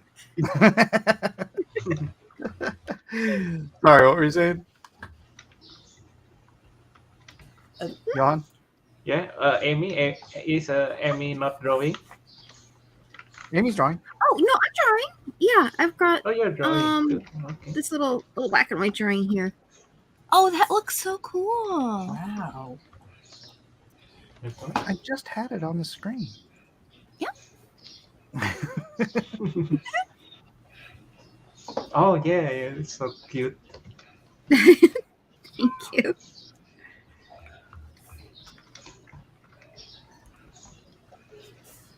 When in doubt. Are you working on anything, David? In bass and gonna be having something real will come up after that. I can. It's a secret. It's One Darkwing and Sparrow. Dragonwing, man. Golly. Dragonwing. Dang, dude, it's been freaking 30 years. So way back, the Wayback Machine here, like back in 96, 97, me and Ben and David and Jeff Johnson and Arnie. Oh, what was Arnie's last name? Anyways, a bunch of us, we were gonna try to start a comic book house called Substance, because it was the opposite of Image. Oh man! And so like all these guys sent me in Arnie Jorgensen. Sent and Jim Daly. Oh, really? Yeah. Who I don't think anybody knows these names, but they were awesome up and coming guys. I mean, it would have been really cool, but David's edition was Dragonwing and Sparrow, and I'm like, dude, I want to see that. Nice. Were you doing the writing for the stories too, or did you have writers in particular that were part of your group, or? I was just gonna write it myself. Nice. I guess anybody could do what they wanted.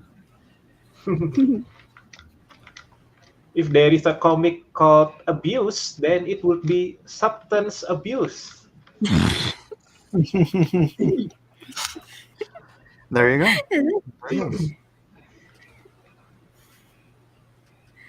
And then hopefully you can get some help so you can defeat your substance abuse.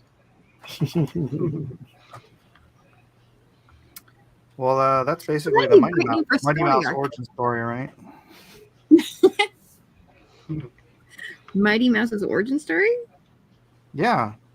He has. You never saw Mighty Mouse, like at the beginning when he gets his powers, he like goes through a pharmacy and just rampages through all the drugs and then comes out.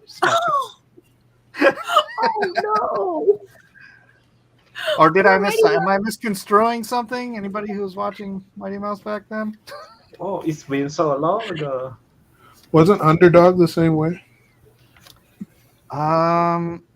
Took some pill or something like that. Well, what were they teaching kids back then? Yeah, pills. He was in his ring. Yep. He was in his ring. He took a pill. Yep. I think it wasn't a chill pill. I know that.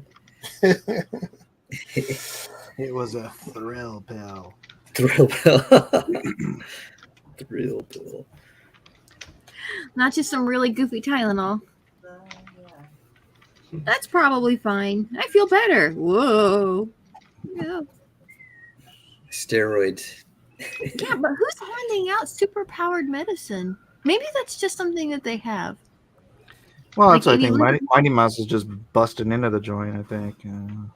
Maybe he lived in a pharmacy. I wonder because he's a mouse. Maybe he was part of like. Oh, now that's turning into a Captain America story, isn't it? No, experimenting. They experimented on him. And so he got superpowers. He became Titan.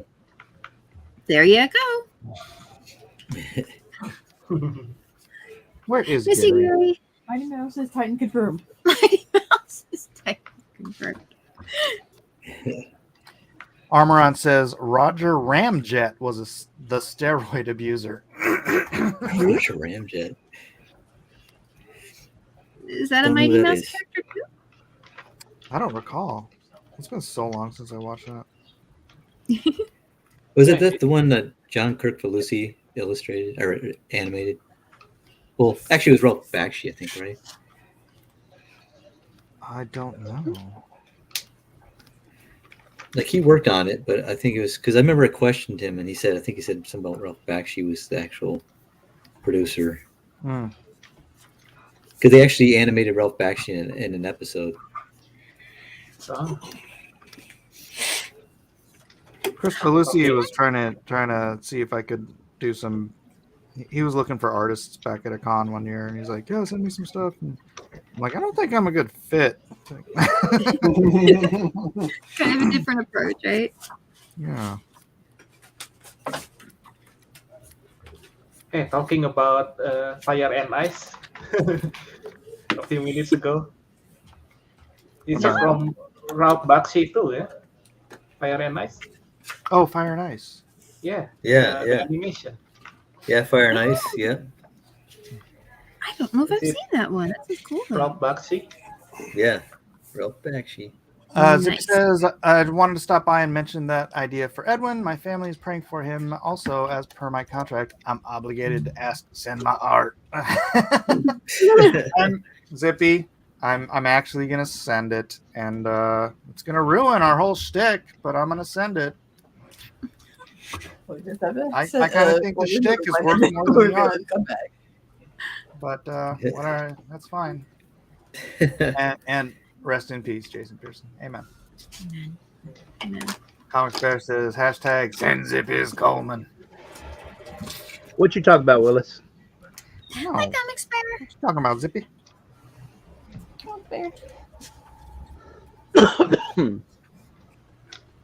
Okay, now I think I need to look up Fire and Ice. That sounds kind of amazing. Yeah, it's like a rotoscope kind of movie, like the Lord of the Rings stuff was. Really? Oh, I think cool. it's on YouTube. Oh my Yeah, I gosh. think- Didn't Frazetta work on that too? Oh yes. Frank Frazetta did. Yeah, he was telling the animators like, no, you got to draw him animated swinging like this, and and they go, no one can do that. And he's like, yeah, you can. So Frank Frazetta got in a rope and swung with one arm and had a knife in the other hand or something like that to show him. Did it work out? Oh yeah, he's in shape, man. Frank Frazetta was like, he's in good shape. He was buff. I bet I could Man. beat him arm wrestling though. Probably. That would have been a sight. Your Especially day. now. Well, was it? Remember, Bruce Lee kept getting beat by that one guy from the Green Hornet. Remember that? No. Bruce Lee used to arm wrestle on the set of the Green Hornet, and the guy who was the star of the Green Hornet, when he was Kato, would always beat everybody on the set. And Bruce Lee was so ticked that he couldn't beat him, and it's because that guy used to be what's it called, he would ride in the rodeo, so he had really strong forearms from like Oh horses. yeah. So Bruce Lee started actually working out because he saw like how strong this guy was, and he was so mad he couldn't beat him. His forearm strength was so strong. So he's the Dan Panosian in this story. Yeah. Nice. Well, that's cool. I guess it inspired him to try and do something a little better. But, having one area of strength doesn't necessarily mean you excel at all of them. Yeah. Now, Who are you talking when about? you saw Bruce Lee, man, look how strong he was. After that. Yeah. So, okay. So this was back in the Green Hornet days? Yeah, like in the 60s when they were doing the Green Hornet. He was playing Kato. And yeah, isn't that crazy? He fought, like, was it Burt Ward? Remember? Batman and Robin fought the Green Hornet and Bruce Lee. That's so Serious? weird. Yeah. There's an episode where they fight. And I was like, dude, Burt Ward. But I feel sorry for him because you can tell he's like all scared around Bruce Lee because Bruce Lee's just like, he's like, I can tumble. I could do that. Swing from a Pow. Tap. get me a chandelier and I'll show you. Yeah. Holy I shit. can smoke some cigarettes and drink and not feel a thing.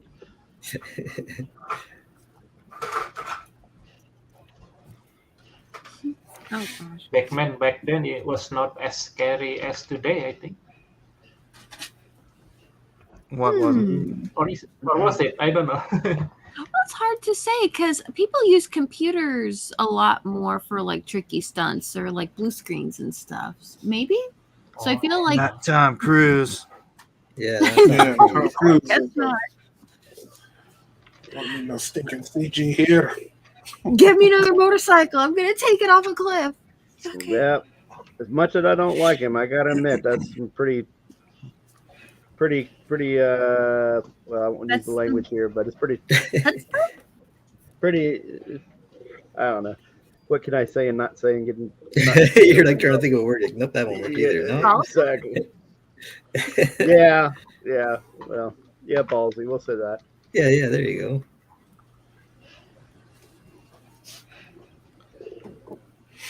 So, David, what did you guys do on Aaron Lepresti's Drawn and Quartered today? It was Steve Ditko.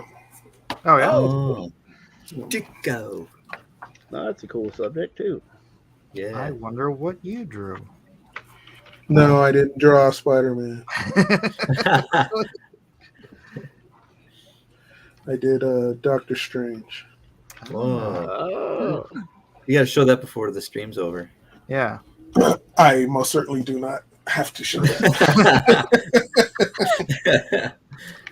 You weren't happy with it, I guess. It's all right. It's just not finished. It's not finished. Who won? No one won. See, that's the thing that you do.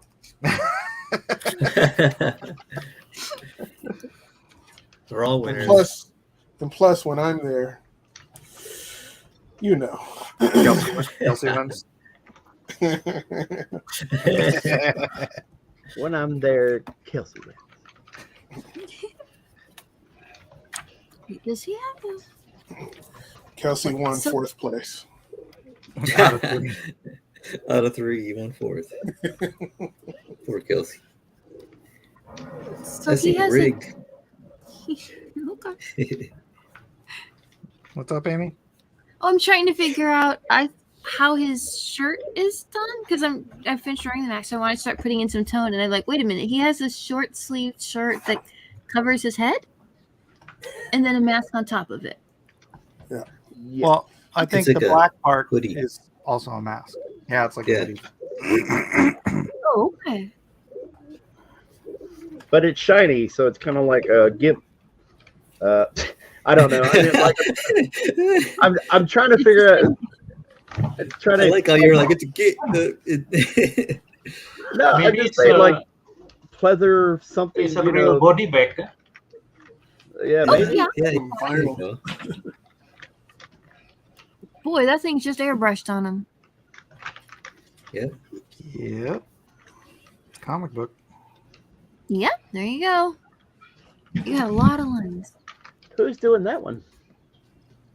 Matt. Oh, that's Matt's cute. trying to win.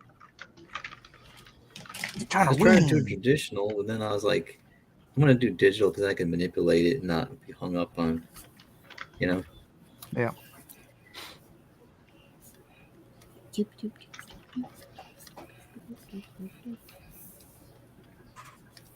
I probably should have been looking for some inking references because you mentioned you had a really distinct inking style, and I've just been looking at all of these color covers and just going, "Oh, okay, this kind of palette." Like, no, look at inks, not colors. Like, oh, all right, You know the rules. yep. I like the colors on that body bags book too. Yeah, a lot. They're really warm. At least that's my impression from everything that I've seen. He uses a lot of very warm tones. Yeah, he used a bunch of. I think he used some inkers on the body bags, the graphic novel. It looks like it says. Well, he did the art, but then colors by Jason Pearson and Digital Chameleon. But this is the reprint, though. There's no deal. The first book, he had some other guys doing coloring. wow! I haven't heard that name in a while. Whew. Yeah. Digital Chameleon. Yeah, I feel old now. As if I already Is did. that a person or a piece of software? It's Color House? Color House, yeah. Yeah, Ah, okay. kind of like Liquid. Remember Liquid? Yes. Yes. Christian ended up working at Blizzard. Really? Yeah. Christian Leitner from And Aaron Liquid. Lucen, I think. Yeah. If I'm pronouncing his name wrong, I apologize if you're out there listening to us. I doubt you are, but We all do our best. Did anybody ever read any of the Tick comics? Oh yeah, I love the Tick. Those are great, right? Yeah. Mom got all those and used to read those to us when we were kids. So I love that series. But they had a character that was called, I think, the Chainsaw Vigilante. And he wore like a happy face mask. Yeah. I wonder if he was kind of like inspired by this book, or is that No, the Tick was first. The Tick came out in 80. Was it 88? 87? Really? Cool. Is that right? Huh. It could be. I know I think they made, was it 12 issues? They never made issue 13. Yeah. It was So definitely in the late 80s. I know that because a buddy of Yeah. mine introduced me to that. And that was when I had moved from my other school. So it's got to be around 87, 88. Yeah, I Something know like he that. would like kind of have years between some issues because he was just sort of doing them for fun, and then it was like, hey, a new Tick comic came out. I think they were all kind of like, well, again, comic bins and things like that by the time that we were finding them, but they were cool though. I feel like the cartoon was fun. I feel like somebody was going to like do a new Tick series, but I don't know if it would be the same without I've been Inland working on it. I haven't seen it anyway, but it might be good. But just looking at all the happy faces, I'm like, hey, wait a minute. It's Chainsaw Vigilante. You know what's weird is I find it weird that Chainsaw Man comic is popular. Like because Yeah? it's popular with a lot of women. I was surprised. What? It's pretty Oh. pretty gruesome looking, you know? Yeah, I don't get it. Well, I mean, Yeah, I was like, what? Yeah, it's weird. It's like I noticed that in the bookstores I see mostly like women going to get it. Some guy was like, my girlfriend loves that book. And I'm like, what? why? Yeah, I don't know. I looked at it and it just looks like nonsense to me. I'm like, Well, it's just nonsense, like really messed up, gory. yeah, You know? I don't really get that. At least Chainsaw Vigilante was kind of funny. And Yeah, he yeah. never He looked cool. Yeah, right? He had the cool Yeah. spit curl that was really long. Yeah. And there was the I've man never eating seen cat. it. I ain't never seen it. No? No. He was like in I one saw issue. a little bit of the early episodes of the anime, and the main motivation for the hero is to touch somebody's boobs. You know? I don't know. What? Really? I guess Really? doesn't sound like a whole lot. It really identifies with the 8th grade crowd. Yeah, man. And above. I think there's an action movie where somebody has like a chainsaw or something. Oh, Evil Dead. Oh yeah, Yeah. Bruce Campbell. Bruce Campbell. That's it. Ruby. Oh man, Bruce Campbell. I follow him on Twitter.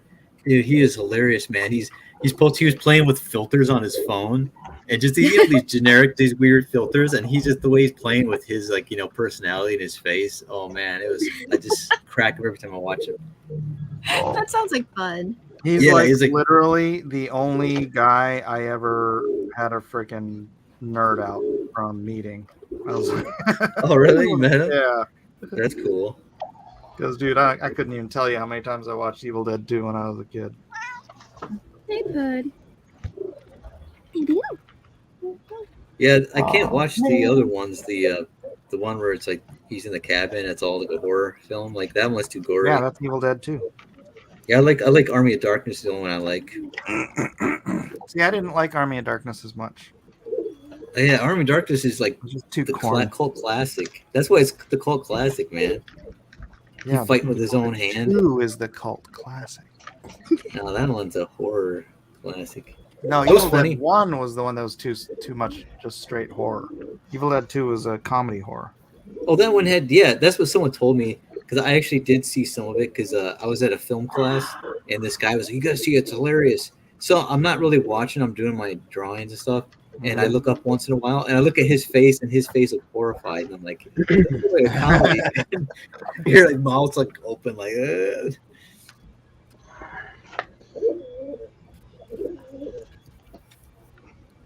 They both have. Okay, she's talking. Man, Jason's drawers are so small. Dang it. Dang it, Bobby. Oh, no. It's more like he draws him like a house, man. I know, right? I'm like, oh my goodness. I have a feeling like if you were to take the mask off this guy's face, he'd probably have to shrink down just so he'd look more like a person. Because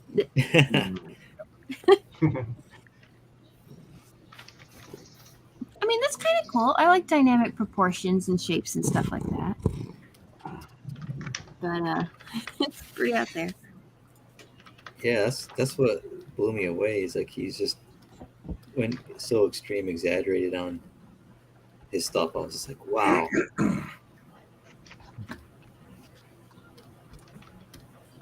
And he has pouches because it was the 90s. Gotta have pouches on your belt. Oh yeah. But belt packs aren't nearly that cool. Why didn't they make belt packs that just had lots of little pouches? Yeah, what does he have? Like he's got the little. Ah, look at Mike. It's kind of like Batman. I think Batman's the one Mike's who made it popular. not going to finish. Yeah, but I don't know if I'm going to either. I'm really worried about the graphic part, so I'm going a little slower than I normally do. Bless you. Oh, thank you. How's Potato doing? I think he's doing pretty good. Is he getting in trouble? I don't think he is. That's the mama and dada pigeons. Oh, okay. It's funny we haven't really given them a name. We just call them mama and dada. Mom and Dad. Oh, that's sweet though. But I'm sure pigeon, that's what you call them. yeah. And then Potato has his own name. So. Mom and Dad Potato. and Potato. Potato the pigeon. You can't be around them because he has to fight them. He needs to grow out of that phase. Okay, I'm gonna admit I'm part of the problem because he's awesome to play with. Like he'll come fly on the arm of the couch and wait for me, and he can do this wing slap. So now I've taught him to fight kung fu or pigeon fu and use his wing slap, and it's so awesome. You just Oh my god. you just hold your hand up. Wow. So he's a fighter, man. I'm calling animal control. He's having like bird fights, pigeons fights in his house. They're bedding and everything. Exactly. We got to be betting and. Can you train Mom and Dad to do different things? Like, can you train them like different styles of birdie martial arts? Well, they're in the cage. Potato kind of. We got a cage. I mean, Wait, we is can go in Potato the the cage. cockatiel? No, Potato's the baby pigeon. Oh, Well, he's not a baby anymore, but anyway. the cockatiel would rip those things apart. No, actually not. Because they're smaller and they're scared. Like especially a Potato will walk up to them and peck them. So he's not really. They're very afraid of Potato. Oh. He's a warrior. I don't know where it came from. One day we were just playing with him and he started pecking at my hand, and I was like, "Hey, stop that!" And I did some kind of motion with my hand, and he wing slapped, and I was like, "Oh, kung fu, It's all- pigeon fu. This is happening. Pigeon fu is happening." This has to be a thing. It's gonna be bad. Or maybe it's literally Wing Chun. Yes, exactly. There you go. Right on. Wings. Perfect. Oh my goodness. No, it's pretty innocuous. I mean, or innocuous. He just, he tends to peck. He tends to bite a little bit, and the daddy pigeon does not like him, so that's why we keep him away from. He's on his own. He's an adult now, so daddy pigeon doesn't put up with his mess. Doesn't have this nonsense. Like, Yeah. and so we keep them separated. You gotta keep them separated. I just knew you were going to say that. Like the minute I said, I was like, I shouldn't have said that because it's going to be it's going to be a call out to that song.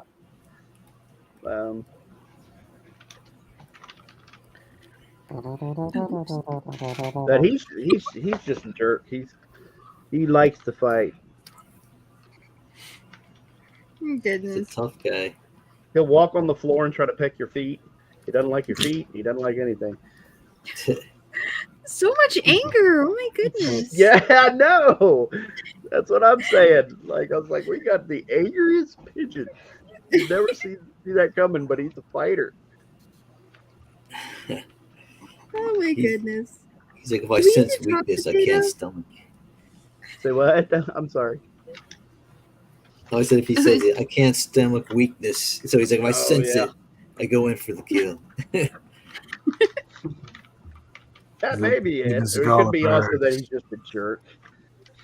Yeah, he gets a little ponytail, a Steven Seagal ponytail. There you go. Oh yeah. Maybe You can do it. he was he saw Alfred Hitchcock's The Birds too much when he's Yeah. little. Huh? No? Hey guys, I'm gonna have to tap out. All right, Oh, David. okay. I wanted to say all of you guys are in my book, and I wanted to thank you for honoring Jason today, and thank you for allowing me to no be a problem, part of it just for a little bit. Yeah, bro. problem Thanks for at all, coming in. man. Yeah, night, dude. Night. See you, Dave. Have a good night. All right, man. God bless. Later, bro. You guys take care. See you, buddy. Thanks for coming on. Absolutely. Take care. And all the great stories.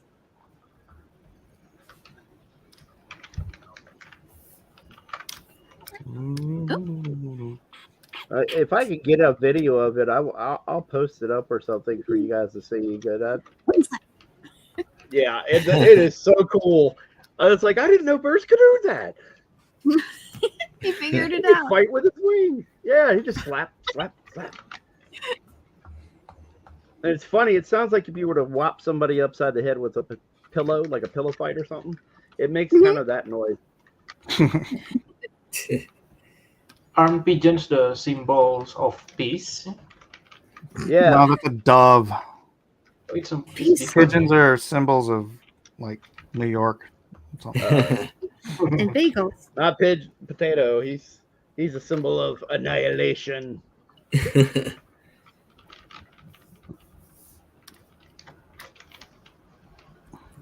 There.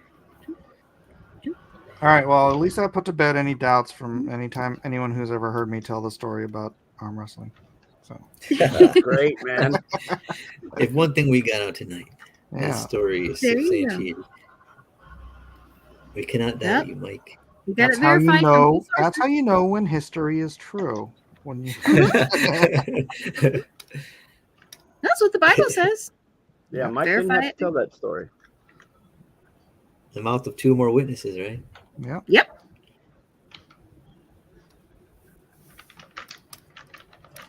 It's so funny. I didn't even remember him being there.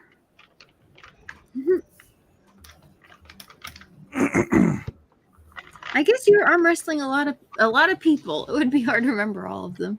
Yeah.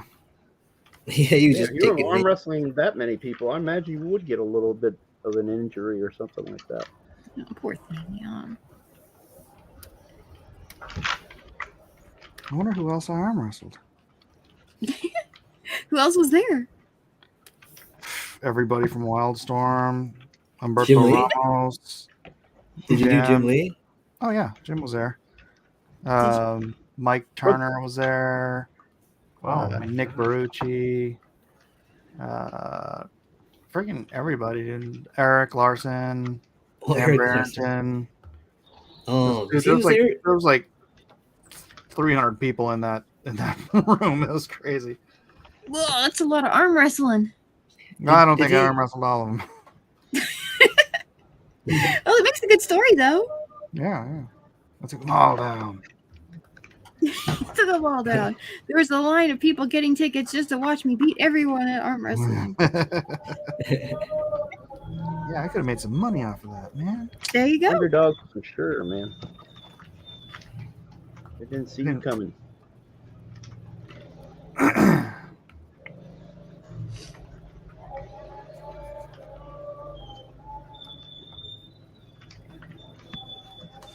Comics Bear says Aaron still has time to swoop in and win it all, right?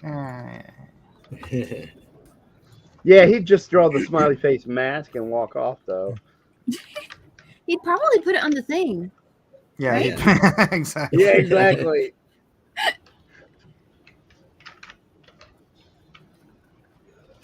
Here, I drew him. I win. There you go. All right, good night, everyone. Matt get the try. doesn't have orange rocks, Aaron. Oh, I don't know. It's a black and white drawing. You don't know, maybe. Oh, we have 23 minutes left. There's no way. Yeah. This is What gonna be happened to Elliot? I hope he's disappointing. I hope he's okay. Yeah. Oh, I'm sure he is. No, I don't know. My friends aren't having a great week. I know. Yeah. Like I said, 2023 isn't starting off to be the coolest as I was hoping to be. Ben Herrera's wife is in the hospital too. Oh no. Yeah. My goodness, this prayer list just keeps getting longer. Yeah.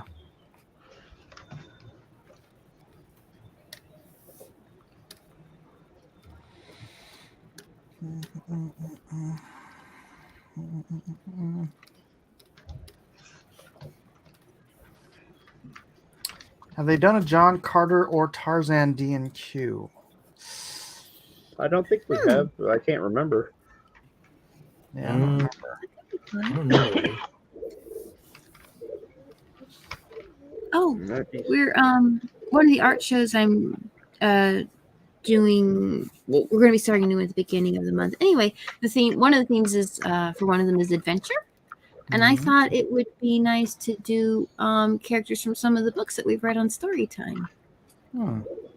And maybe we can put that there, and then whatever I make off of that show, I can send it on over to Edwin and hope they're okay. So that was kind of fun.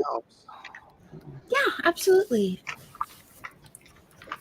Right now I'm doing a fox and a badger as Sherlock Holmes and Watson. I think it'll be kind of cute. Let's put your stuff up.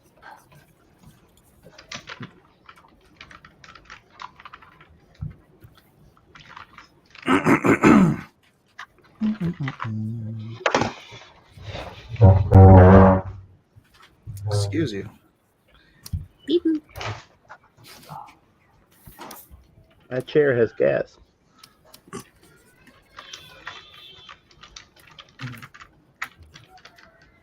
wonder how should his mask be? Is it more rounded than that, or it looks? He does it very expressive. So, I mean, if you have kind of a feel, I mean, it looks like, is that your drawing on screen right now? Mm-hmm. Yeah, it looks great. It looks great. Really? Oh, good. Yeah. Thank you. He just puts the eyes of the smiley face over top his eyes. So if you wanted to kind of make the eyes more pronounced, or at least the eye holes a little smaller so that the smiley face eyes read better. But I mean, you've pretty much nailed it. I mean, it's not to criticize. I was just saying I don't know what I would change about it. Yeah, let's see if I can. How much smaller I can make those and still have it work. 'Cause I usually draw characters with pretty large eyes, but I drew him with pretty small eyes, so I think I can make that mask a little smaller, and it'll still read okay. Thanks, Kevin. There. No problem. No problem. They looked fine. Kevin's just trying to slow you down. Oh, stop that.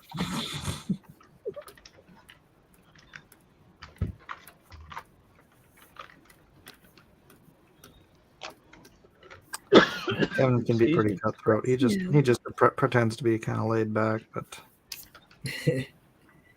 That's where Potato gets the fighting spirit from. Yeah. I'm sure. I do appreciate the advice. I don't know if I've made him a jerk, but I would say I at least contributed to his delinquency. You've trained him. You've trained him well in the art of birdie and fighting. Pigeon poo, baby. Pigeon Pigeon poo. poo. There you go. Birdie jerked him. Oh man. The minute he hit my hand with that wing slap, I was just like, "Oh, it's on. Training will begin." Now we train in earnest. Wax on. No longer will your father try to kill you.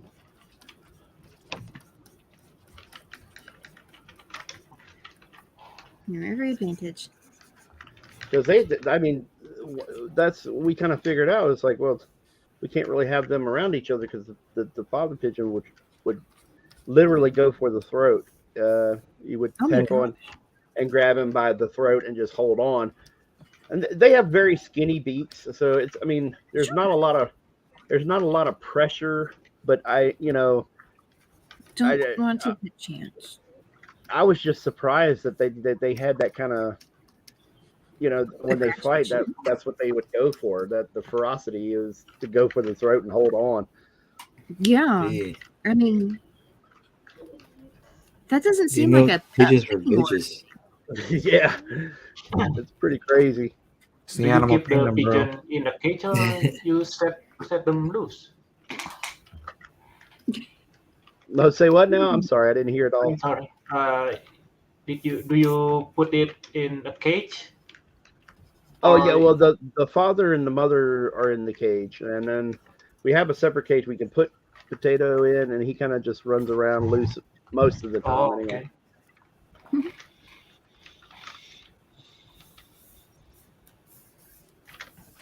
Do you have any? I mean, are any of them ever kind of like nice or cool or kind of like seem happy to see you, or are they all kind of standoffish or violent? No. They it's one of those things. Like Potato really likes my fiance, and he'll go to her a lot. When he's feeling saucy, he'll come to me and just sit there on the edge of the couch and try to get my attention to fight. I don't know why, but it's just like, hey, I'm just gonna walk up and peck your hand. Hey, start fighting. Hey, come on, let's fight. I'm like, fight, human. Okay, whatever. See, like I'll like, I don't know if I can do it on camera and it'll make sense, but I'll move my hand up and down like this at him, like this, and then I'll move it over, and then eventually he'll just go, oh, so I need to hit that, and he'll wing slap and hit my hand. I'll do this over, and he'll just go swat, and then swat. Yep. I was like, there you go, good. Let the hate flow through you. Good. Drink me now. You'll never be beat up by your dad again. Now you're ready. Your abusive father.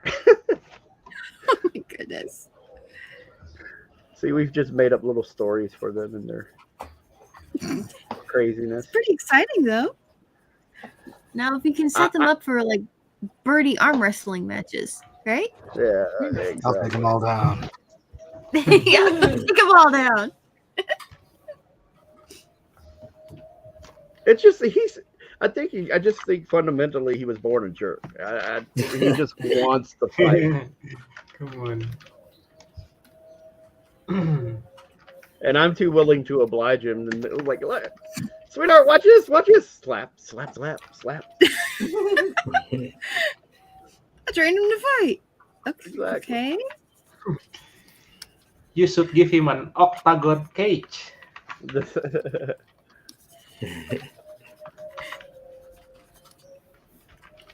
can start a little gym, and they can have a ring, and you can have a little bitty bell when the match starts.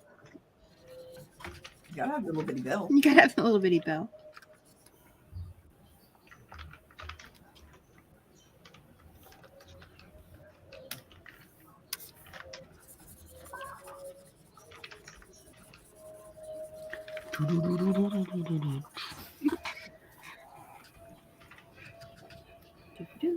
We just kind of grown to love his surliness, I guess. I can appreciate that.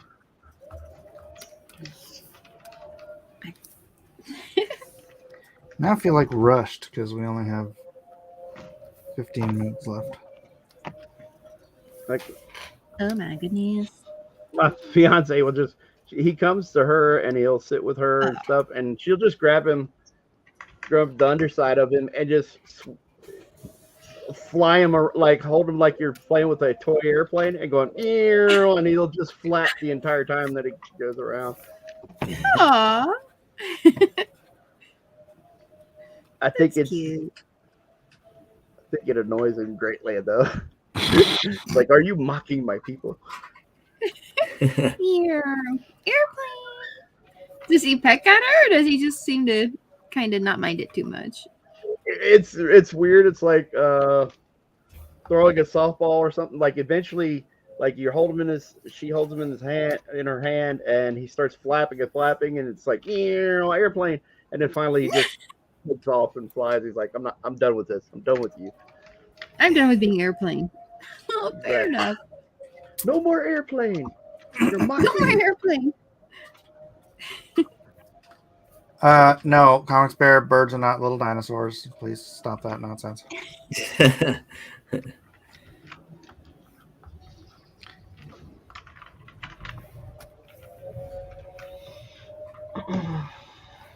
Oh, I shared last night my AI discussion where I got the AI to admit that abiogenesis is illogical if there's no intelligent designer. Oh yeah. Well, you know, Yeah, it it's doesn't make fun. sense. But Well, that's you know, impossible, right? Yeah. I couldn't get Chat GPT to admit it because that whole AI was designed with very strong political leanings to which it does not admit. Mm-hmm. As No, an of course AI, not. I have no personal bias. I'm like, you're full of crap. You You were made by liar. people. Of course you do. Yeah. I don't give them much credence considering they do, hands with 60 fingers and No. This is the chat AI, not the. Yeah, but they're related. AI That's his family. cousin. AI family. I don't give them much credence. Oh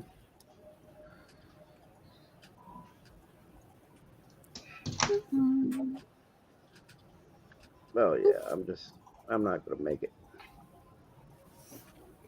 Yeah, me either. I'm sure it'll be great. I mean, nobody ever really gets something like, oh, hey, this is done. I did everything I wanted with it. I mean, it keep fixing things forever, but I'm sure it'll be great. Braden Stewart says Jurassic Park for some reason.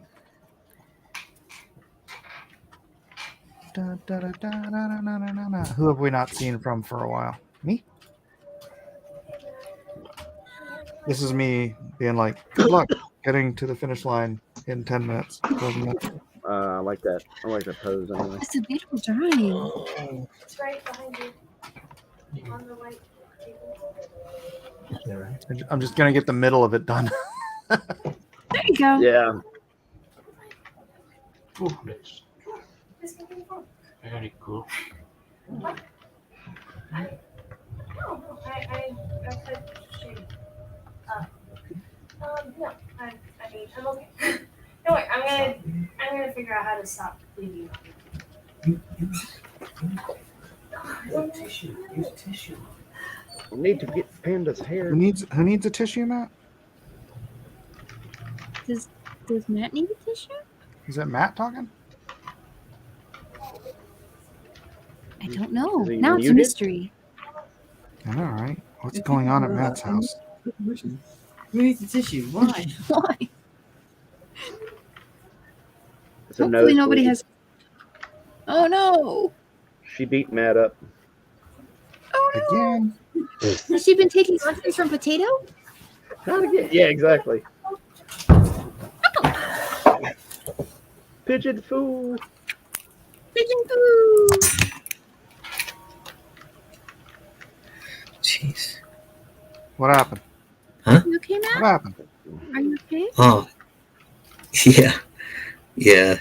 Just Becky, she was, in the bathtub, just chilling, and then she nicked herself shaving Oh no. on a leg. Owie, owie, owie. Well, was she chilling or was she shaving? Yeah, both. But she's not chilling anymore. But I was like, I want to help her, but she's like, I'm like, let me help you. Oh, You bleed me. She's like, no, it's just embarrassing. I'm like, God. Well, you didn't have to bring her on stream. I mean, I didn't know Walk what it was going on. Yeah. Walk it off.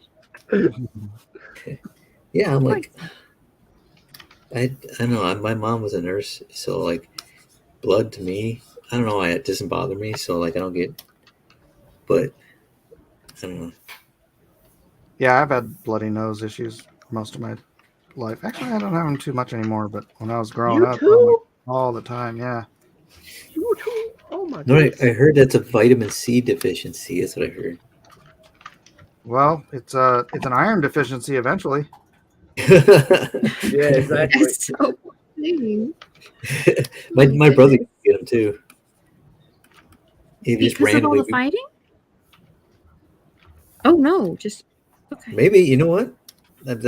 Well, he got it before the fight, my brother, but yeah, I mean, he would just be talking to me, and all of a sudden his nose started bleeding. But I think one of it was because of fighting, because he got pretty messed up on one. It was a bigger kid in the class. He was built like a man. He should have been graduated from 6th grade, but he was like probably a teenager. Not the best student. Nope. And yeah. So yeah. Oh wait, he's not wearing cleated shoes.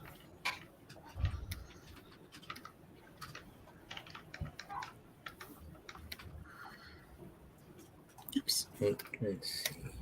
Ah. And then I lose track of which layer has my tones on it, and then I end up erasing lines. Like, I need to play these a little better.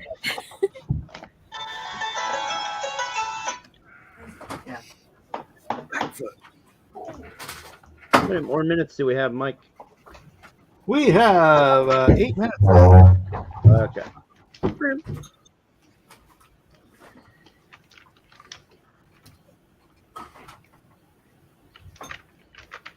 Eight minutes remaining. We were watching some weird Korean show last night. What's that show called, Isaac? The I Don't Know Show. I don't know.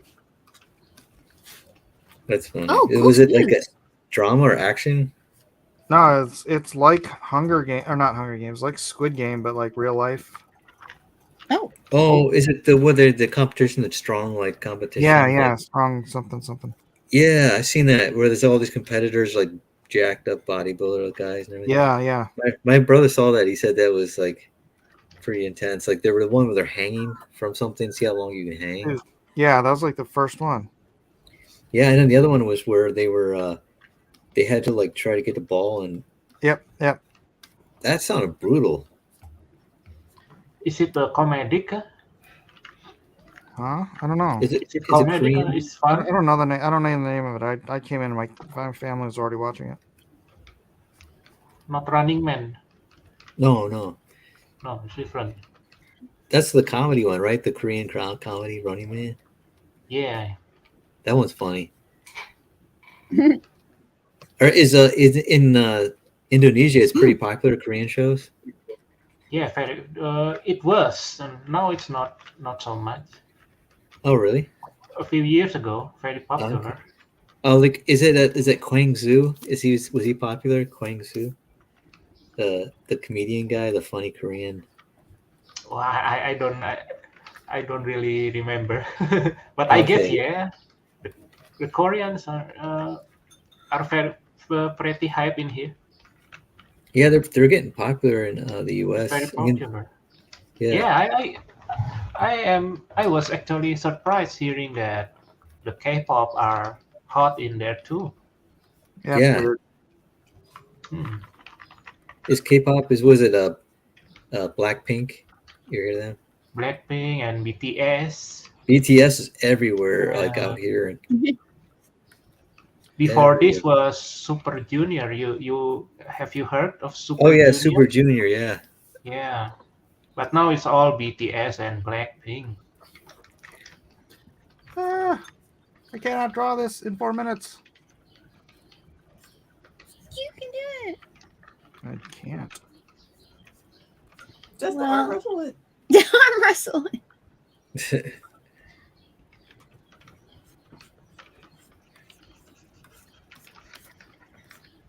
Well, I guess you really do. No, you can't. Still a great drawing.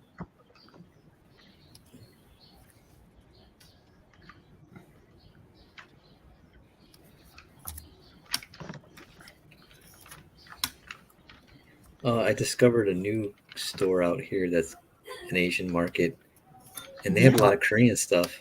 Come on. Like is it H Mart? Oh yeah, dude. H Mart's rad. Yeah, I've never been in there, and we just happened to walk in. I was like, whoa, we've got everything in here. Nice. They even had like these fish tanks with moving alien things in it. That was like, what is Those are this? abalone. That's Yeah, abalone. it was like it looked like a tentacle just sitting there by itself, and all of a sudden it started moving. I'm like, what the? Good. We got out of there. Like, what is this? And she's like, oh my god. That thing just moved. And I was like, whoa, cool. Whoa, Like, oh, people that would eat be these. so The guy I'm working with on the modded, which I'm almost done with, but he's from Singapore, and he was telling me that I need to eat chicken's feet. No, you don't. Ooh. So No, chicken, no, and they sell it at that market. I know. I feel like your life would be chicken just feet fine. Because I was Yeah. like, I have to try it, right?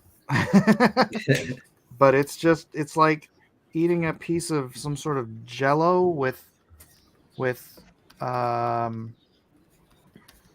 the bones. They're just like, I mean, they're freaking bones. The bones end up separating and become these little pellets. Like, so it's like, I don't know, uncooked rice or something inside of jello. That's weird. Ugh. Really? Yeah. And it's not, Sound like the best thing it is unpleasant for me. Oh, But I wanted to try it just because I'm adventurous like that. yeah, it looked interesting. You know what I mean? Yeah. I might try it just at least once, but yeah, I'm not expecting the Yeah, once it was enough. earth move. So do they eat it over in Indonesia? Chicken's feet? I can't remember your name. Sorry, what was your name again? In Johan. Indonesia. Johan. Jan? Johan. Johan. Okay, Johan. Do you guys eat chicken's feet? He's not answering. Maybe he's muted or something. Maybe the Are you chickens still got in? him. The chickens got him. They want their feet back. We don't eat pigeon's feet. Oh no, here. 1 minute. 1 minute. No, I'm not Oh, no. gonna get it done. You know what? My dad's side of the family is a German, so they like pickles pig's feet. Oh, Yeah, that also is gross. Yeah, that's something I haven't had. I've had menudo. That wasn't too bad. Menudo? Is that Yeah, I cannot cow get stomach. The rock band or the little band? Top band? Whatever. it's It's named after a soup. It's a Mexican soup. It's Oh, cow okay. stomach. Menudo. Menudo on ABC. It's a- Oh, I follow this Much more- 80s page on Instagram. It's so cool. Does anybody follow Nature is Metal? No. Oh, dude, that channel's rad. It's like all these just animals killing each other and stuff.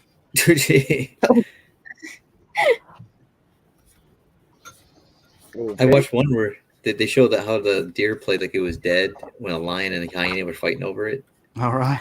And then they're fighting over it, and then the deer got up and ran away. Nice. I saw Somebody one share something. video. Ooh. Go ahead. Go ahead. I saw this one video where it was Time's up, by the way. Oh, Time's up. and it. Oh, Couldn't finish. I'll finish my story later then. All right. Time is up. I couldn't finish. I don't know if that means I'm disqualified or if you guys just have to vote on what's here. But there's mine. I probably need another half an hour. But That looks great. That's That's awesome. cool. pay for effort, I guess.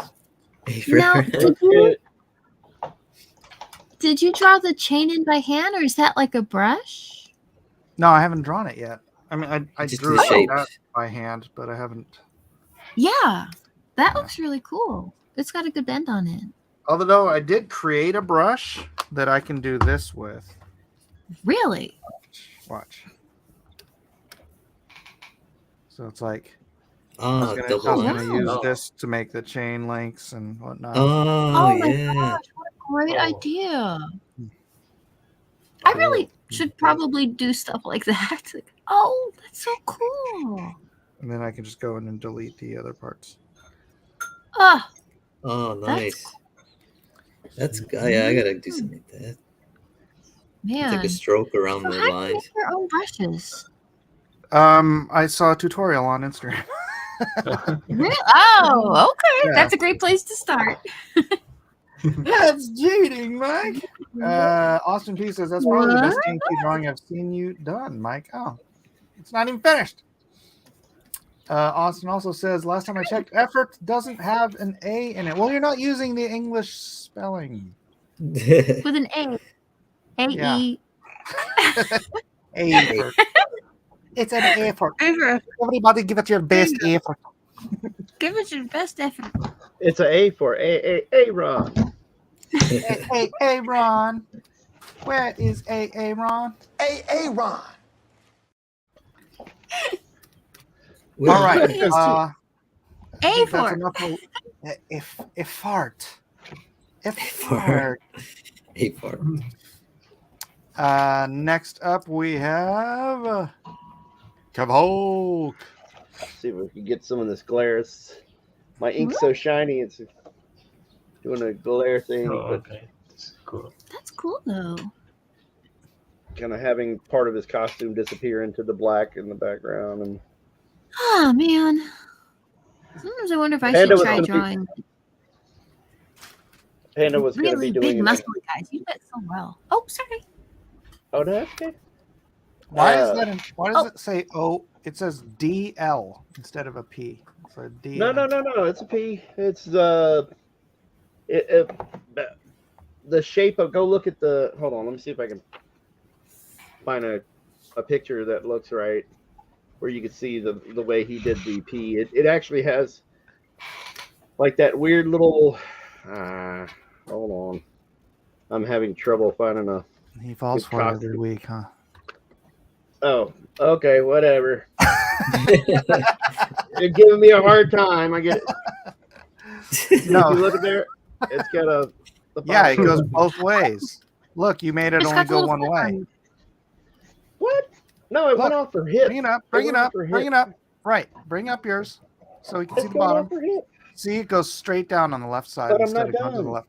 I'm not No, done. dude. No, you messed up. I'm not You done. messed up, bro. No, I didn't. You No. messed up, bro. It's right here, bro. Bro. It's right here. Squeak, squeak, squeak. You Anyway. can always retouch it. Anyway. There you go. There's let me see if I can get there. we go. Ooh, he looks happy.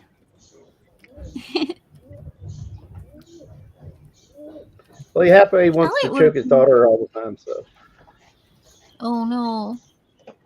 Her new name is Down Low. yeah. There's Panda. Jiminy says, "Don't let Mike get in your head, Kevin." Good luck. Yeah, no, exactly. I fall for it. I fall What for I it. do. I trust my friends too much. Austin says there's some kind of fold bulging at the front that makes the top of the P look like an O. Yeah. Well, you're just wrong, Austin P. No, I'm kidding. Wow, I'm kidding. wow. Attacking the chat. You know who to vote for, Austin. All right. Yeah, I know.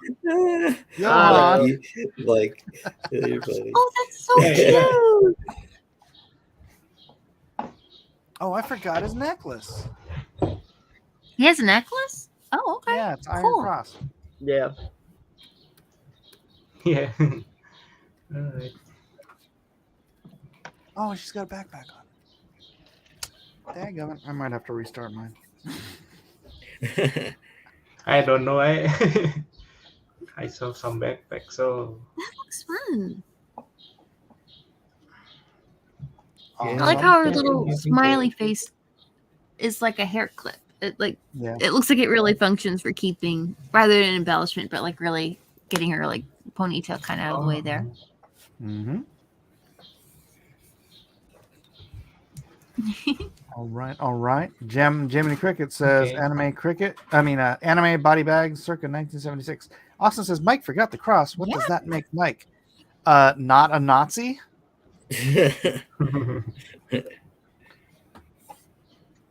Well, that's good. Well, that's good. Should change the right knife into a fork. Okay. yeah. We're ready to eat. A good ad for Kentucky Fried Chicken. Let's go. Everybody's getting a little hungry. All right, next up, Amy and Honey have nothing. What? Oh no. Oh no! Black What square. happened? It's you promoting Black Lives Matter. What? What in the world? Oh. Oh. That's Oh, cool yeah. methods. I might do it a pinch. Yeah, let's see here. All right, moving on. Okay. You figure that out. Yeah. Matt Dawson. Let me see if I can make this bigger here. Looks like Let me you cheated there, Matt. Let me make it bigger for you. I'm gonna share. Wait, stop. I'm gonna share. Let me share it on a bigger screen. Let's see. Hmm. Share screen window. Jiminy says black screens There we go. matter. There we go. Is that better? You see it better? Okay. There you go. A little Sure. bit better. Hey, that's Braden with an A. Stewart says the Iron Cross is a German medal with origins before the Nazi Party, 1813, supposedly. Yeah, I know. You're ruining my joke, Braden. My joke was fake news, though. I admit it. You are fake news. What? All right. Oh, now you're just going to adjust it? There we go. That's a little better. Sorry, Braden. uh, All right, Amy, you got yours up yet, or do I have to go to the I mean, draw? You can I'm get just- mine on the draw along. well, so you've got yours on the draw along already? Yeah. Oh, that's Since I wasn't weird. connected to the stream anyway, we're connected to the mic. Yeah, we're trying to figure out how to get two streams on our one computer. That's being a little bit of a game, but if this works, then yes, I have it. If it doesn't, then It's working. that worked. Okay, now I just need to hit the stream button. Blah blah blah. Okay. Oh my gosh, we have some updates from last week's Drawn and Quartered too. Oh, cool. We have some. Once you're ready, are we going to Drawn and Quartered for yours or no? No, I see Honey's. Awesome. Okay. Well, is this just? Why is this suddenly not working? Yeah. Armoron looks like he had some fun with Panda. Armoron. I guess I'll have to. Put it on the Yeah, draw. I guess I'll just have to put it on draw along. It just suddenly isn't letting me share specific program. I mean, I could do my entire desktop, I guess. Okay, well, let me pop Honey's up. Okay, yeah, go for it. Stop screen, present screen, share screen. That is so weird. Yeah. Okay. That's cute. Trying to jump to the screen. That's good. Trying to draw a head that angle wasn't super easy. That's good. I hope I came close. All right, I think this will work. If not, I'll go ahead and throw it and draw along too. Sorry, I don't know why that just suddenly went nah. Austin wants to know, is Body Bags an Image book? I think the individual issues came out through Yeah. Image, and then the trade came out through Dark Horse. Is that right? Yeah. Well, But there was but then- later ones, later little short stories came out through Dark Horse. And then Image republished the body bags from the 12 through 12 page, but it says Image Well, on the back. Oh, That yeah, was that's like right. Well, newer. there's a one shot that came out, like I've got right here on screen, and that's through Image as well. One shot did, and Oh, here's Honey's. yeah, I think And here's Amy's. Yay! Hopefully this Oh, works. cool. I don't. Thank you. Oh, so cute. Aw, thanks. This was a lot of fun. She looks so friendly. Yeah. Alrighty, so the straw poll is up and ready for your votage. Jimmy Cricket says, "Hey, cool, Amy." Oh, yeah. So with that, let us go on to Uh-oh. the draw along. Actually, let's check out these updates from Kiko Man Draw Along. oh, you gotta show those. I am totally gonna copy that and send it to Kiko Man. Where's Kiko Man? Let's see here. Kiko Man, Kiko Man. Show me, show me. You. Kiko Man, Kiko Man. All right, and then this also very cute, very cute. That is Kevin Zico. All right, but to tonight's entries, we have Thunder Rat. Oh, cool. Under it. Yeah. Oh, nice. Oh, Nice. cool. That's really fun. That's so good. Oh my gosh.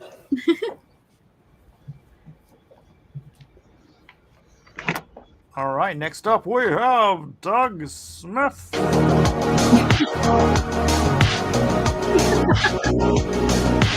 That's cool. Just little videos. But here's the art. Here's the art. There you go.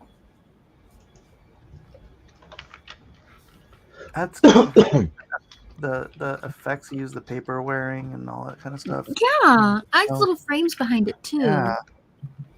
That does great stuff. All right, next up we have Juan F. Soto. Hello. Whoa. How old is this character supposed to be? 14. She's in her teens, I think. Amy said 14. Oh, it's This is her a couple years from now.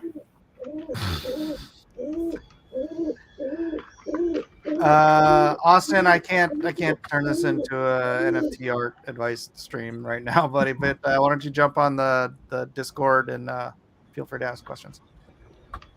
Discord link is in the description, ladies and gentlemen. Next up, we have, of course, Armoron. Oh, that's cute. I like her little puffy shoes. I'm not sure if those are supposed to be socks or pom No, poms. the little pom pom thing. Yeah, she got that cheerleader. Yeah. Yeah. Who is this? Is this Armoron? Sorry. Nice. it's very nice. Nice suit. I like the smoky trail spun too. It's got a nice silhouette. Mhm. Very nice Armoron. Moving on, we've got Kevin Zico. Nice. Oh, that's cool. I actually like that. That's Those cool. are some clean lines. Yeah, It reminds me of very clean. the goons in the Hellfire Club. Oh yeah. I know what you're talking about. Nice. Thank you, Kevin. Very cool. Next up, Doug Smith. Oh, What is Ah, That's Oh, great, whoa. Doug. that's right. Whoa, he's huge. Mhm. I feel like that needs to be running through the bathhouse and spirited away. Holy I like the shade. Crazy. land's Crazy. sake. That's awesome. It's Kingpin, says Austin. All right. 2 Banana Mike gives us. Ooh. Oh wow, that's really Ooh. 2 Banana Mike gives us 2 knives. Yeah, 2 like cool. Bowie No. knives. Yeah, Those I'd are like the to see him eat that.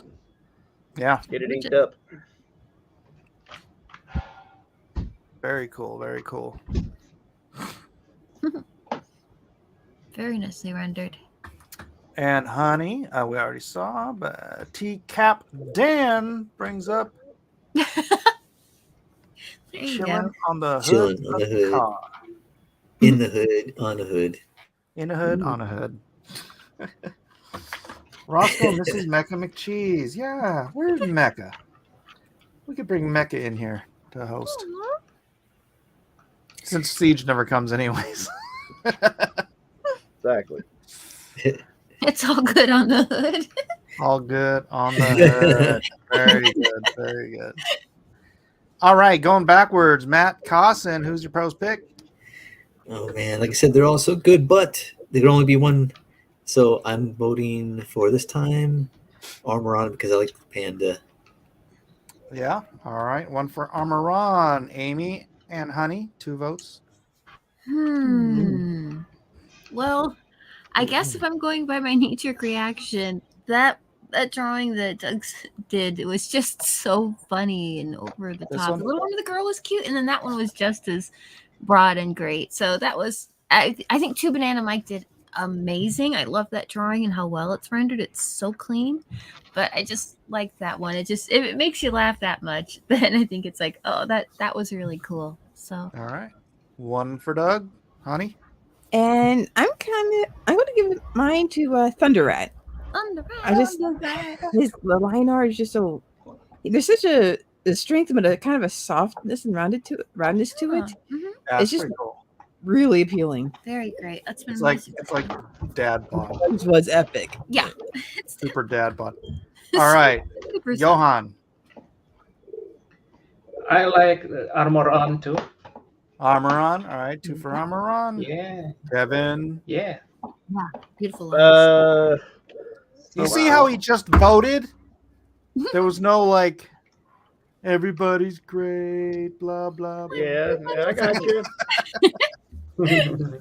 But it's a tough choice. There's tough choices in there. I'm gonna go just for the hilarity of it. I'm gonna go with Mr. Doug Smith. Doug Smith for this one. All right, that's Yeah. 2 for 2. Yeah. Boy, that makes it difficult for me because I was gonna go for one of those as well. But didn't Doug win last week? I don't know. Was that Doug won last week? I don't know. You know what? I'm gonna give one up for our old standby Armoron. Armoron, congratulations! You are this week's pro pick. Yay. Great job, Congrats. Ron. Congratulations. Armoron said, "Notice how I got Matt to vote immediately." It was a miracle. It's a nice piece. It's a Festivus miracle. The pom-poms. Pom-poms are Festivus. cute. Festivus. Yeah. All right, and here we go with let's grab this over here. Show results and swing it over. All right, David. The votes are in. Oh, is it on screen? Is it on screen? Yes, it is. Oh, Okay. wait. Listen, I are separate? You are. Huh. David, still cooler than all of you Williams, didn't have anything and thus got 0 votes, but thank you for being here. Thanks for being here. Melissa and Amy, Lester, Melissa, stealth candidate, Lester and Amy. I now want a train. Oh, no, wait. The votes keep coming in. Dang it with the votes. All right. Amy, sorry. Now you are in second to last place with 1 vote. I now want a trained guard pigeon, Lester. The peanut butter medal gets split 3 ways tonight with Mike training 2 arm wrestle one of Kevin's pigeons, Miller. Johan, new to pigeon mixed martial arts, Alexander. And Melissa's no candidate, Lester. Congratulations, all 3 of us, for the peanut butter medal tonight. Lots of peanut butter. In second place with the silver medal and 21.43% of the vote, it's Kevin. Oh, dang it. Never mind. Tied for second. Kevin, master of pigeon style kung fu sharp, and Mike, training to arm wrestle one of Kevin's pigeons, Miller. And Okay. in first place with the gold medal tonight and 26.67% of the vote, Matt, first aid tissue technician, Cossin. Thank you, everybody. Congrats, Thank you, congrats. 4 people. Speech. Yeah, Matt. Thanks. Yeah, I like body bags a lot. I wanted to draw Panda, but I was like, he was bothering me drawing him. I gotta get him right. So I like that huge arm torso that Jason would do, and yeah, Yeah, they're just bricks. yeah, he's just like huge. He's like the only guy is like that massive. That's not the Incredible Hulk, I think. Right? Well, there's a Savage Dragon. Oh, that's right. Savage Dragon is huge too. He drew Savage Dragon as well. Yeah, at least right. that miniseries. Yeah, and I did the Savage Dragon miniseries right after his. Really? Oh, cool. Yeah. Oh, you got to share it sometime. Yeah. You know? Oh, you never saw Red Horizon? No, I didn't get to see that. Oh my God. At least I don't think. Maybe as if I seen as, that, might. As long as we're here, why don't I pull it up here? Yeah. Yeah, if you got it. Mm-hmm. Excuse me. Let's see what they got here. All right. Add to stream images for. So this was issue 1. Oh yeah, I'd never seen that. Red Horizon. 1996. Yo. I'm old. Do you have pencils, Mr. Miller? Yes, I have pencils. What do you mean? I own pencils. Let's see what is issue. So how'd you get that gig? Be good. You beat him at arm wrestling. I think I was working with I was the inker on Freak Force at the time. Oh. And so okay, issue 2. This is the cover for issue 2. Whoa. Ooh. He Who shot. was the penciler on Freak Force at the time? Vic Bridges. Oh, okay. That's where I know that name. Okay. And this was the cover for issue 3. Whoa, what the? Oh, that's a freaky one. I like that. Cool, right? Yeah, that's 90s feel. What an idea. So this is the page where you get to see how that. This is where I introduced Omega Red. Ah, it's gone. Dang it.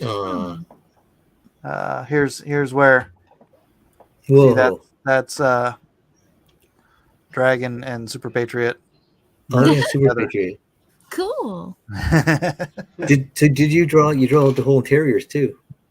Yeah, drew Cool. it, inked it. Jeremy Cox colored it. Oh, Jeremy. Yeah, I remember Jeremy. Yeah, I don't remember who lettered it. That's but awesome. Yeah, Man. so I was working with Eric at the time, and then I asked him when Jason was doing his, what is his called? Savage Dragon Blood and Guts. Blood and Guts? Yeah. Yeah. And I was like, hey, can I do a Savage Dragon miniseries? And Eric's like, yeah, sure. I'm like, cool. That's cool. Whoa. And then while I was doing that, he's like, hey, what do you want to do? And then he asked me if I wanted to do my own comic for Image. And that's why I did Immortal 2. Cool. Now, did you write your Savage Dragon comic too, or did he write the script? Oh wow! Oh, you wrote it? Oh yeah. Oh, that's awesome. Ah man, these pages just bad links. At least I can see it from that, even that size. Here's a fun page. Oh, that's cool. Oh my gosh! I like that though. Oh, they're at readcomic.com, so they're not coming through. I don't know what that Oh, is. you had to pay or something? Oh no. Here's a cool. Oh, wow. There you go. Nice. That's cool. I like that. More action. I recognize those characters from the Super Patriot comics, like the girl and the guy.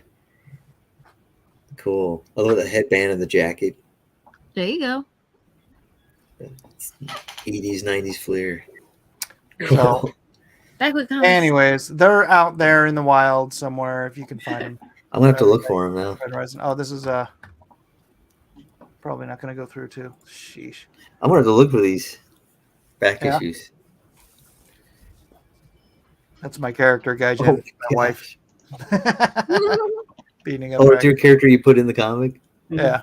Oh my gosh. Whoa. That's the first page. You're Nice. under arrest. Hey, that's massive. Look at that. So Jeremy Cox did these pages. Jeremy Cox did the whole interior colors? I believe so, yeah. That's cool. Well, see, he was worked for Image too then, huh? Way back. Oh, and there's Eric in the book back when he had hair. Oh, look, I had my character blow his head off. Ha ha Oh my gosh. ha. Dang. That's funny. All right, well, that's about enough of wandering through the Memory lane. backgrounds. That's cool. I want to thank everybody, and once again, please do if you have a heart to help out Edwin in his hour of need. The link is in the description for his GoFundMe. Let's see if we've got any movement on that tonight. If I can move through these things. We were at 15,034, 15,259. So thank you, whoever Cool. donated that extra $250. Appreciated. And hey, thanks for sticking it out on another Wednesday night. We're gonna go now because it's 9:47 in the evening. God bless us, everyone. Say good night, everybody. Good night, everybody. Thank you for watching.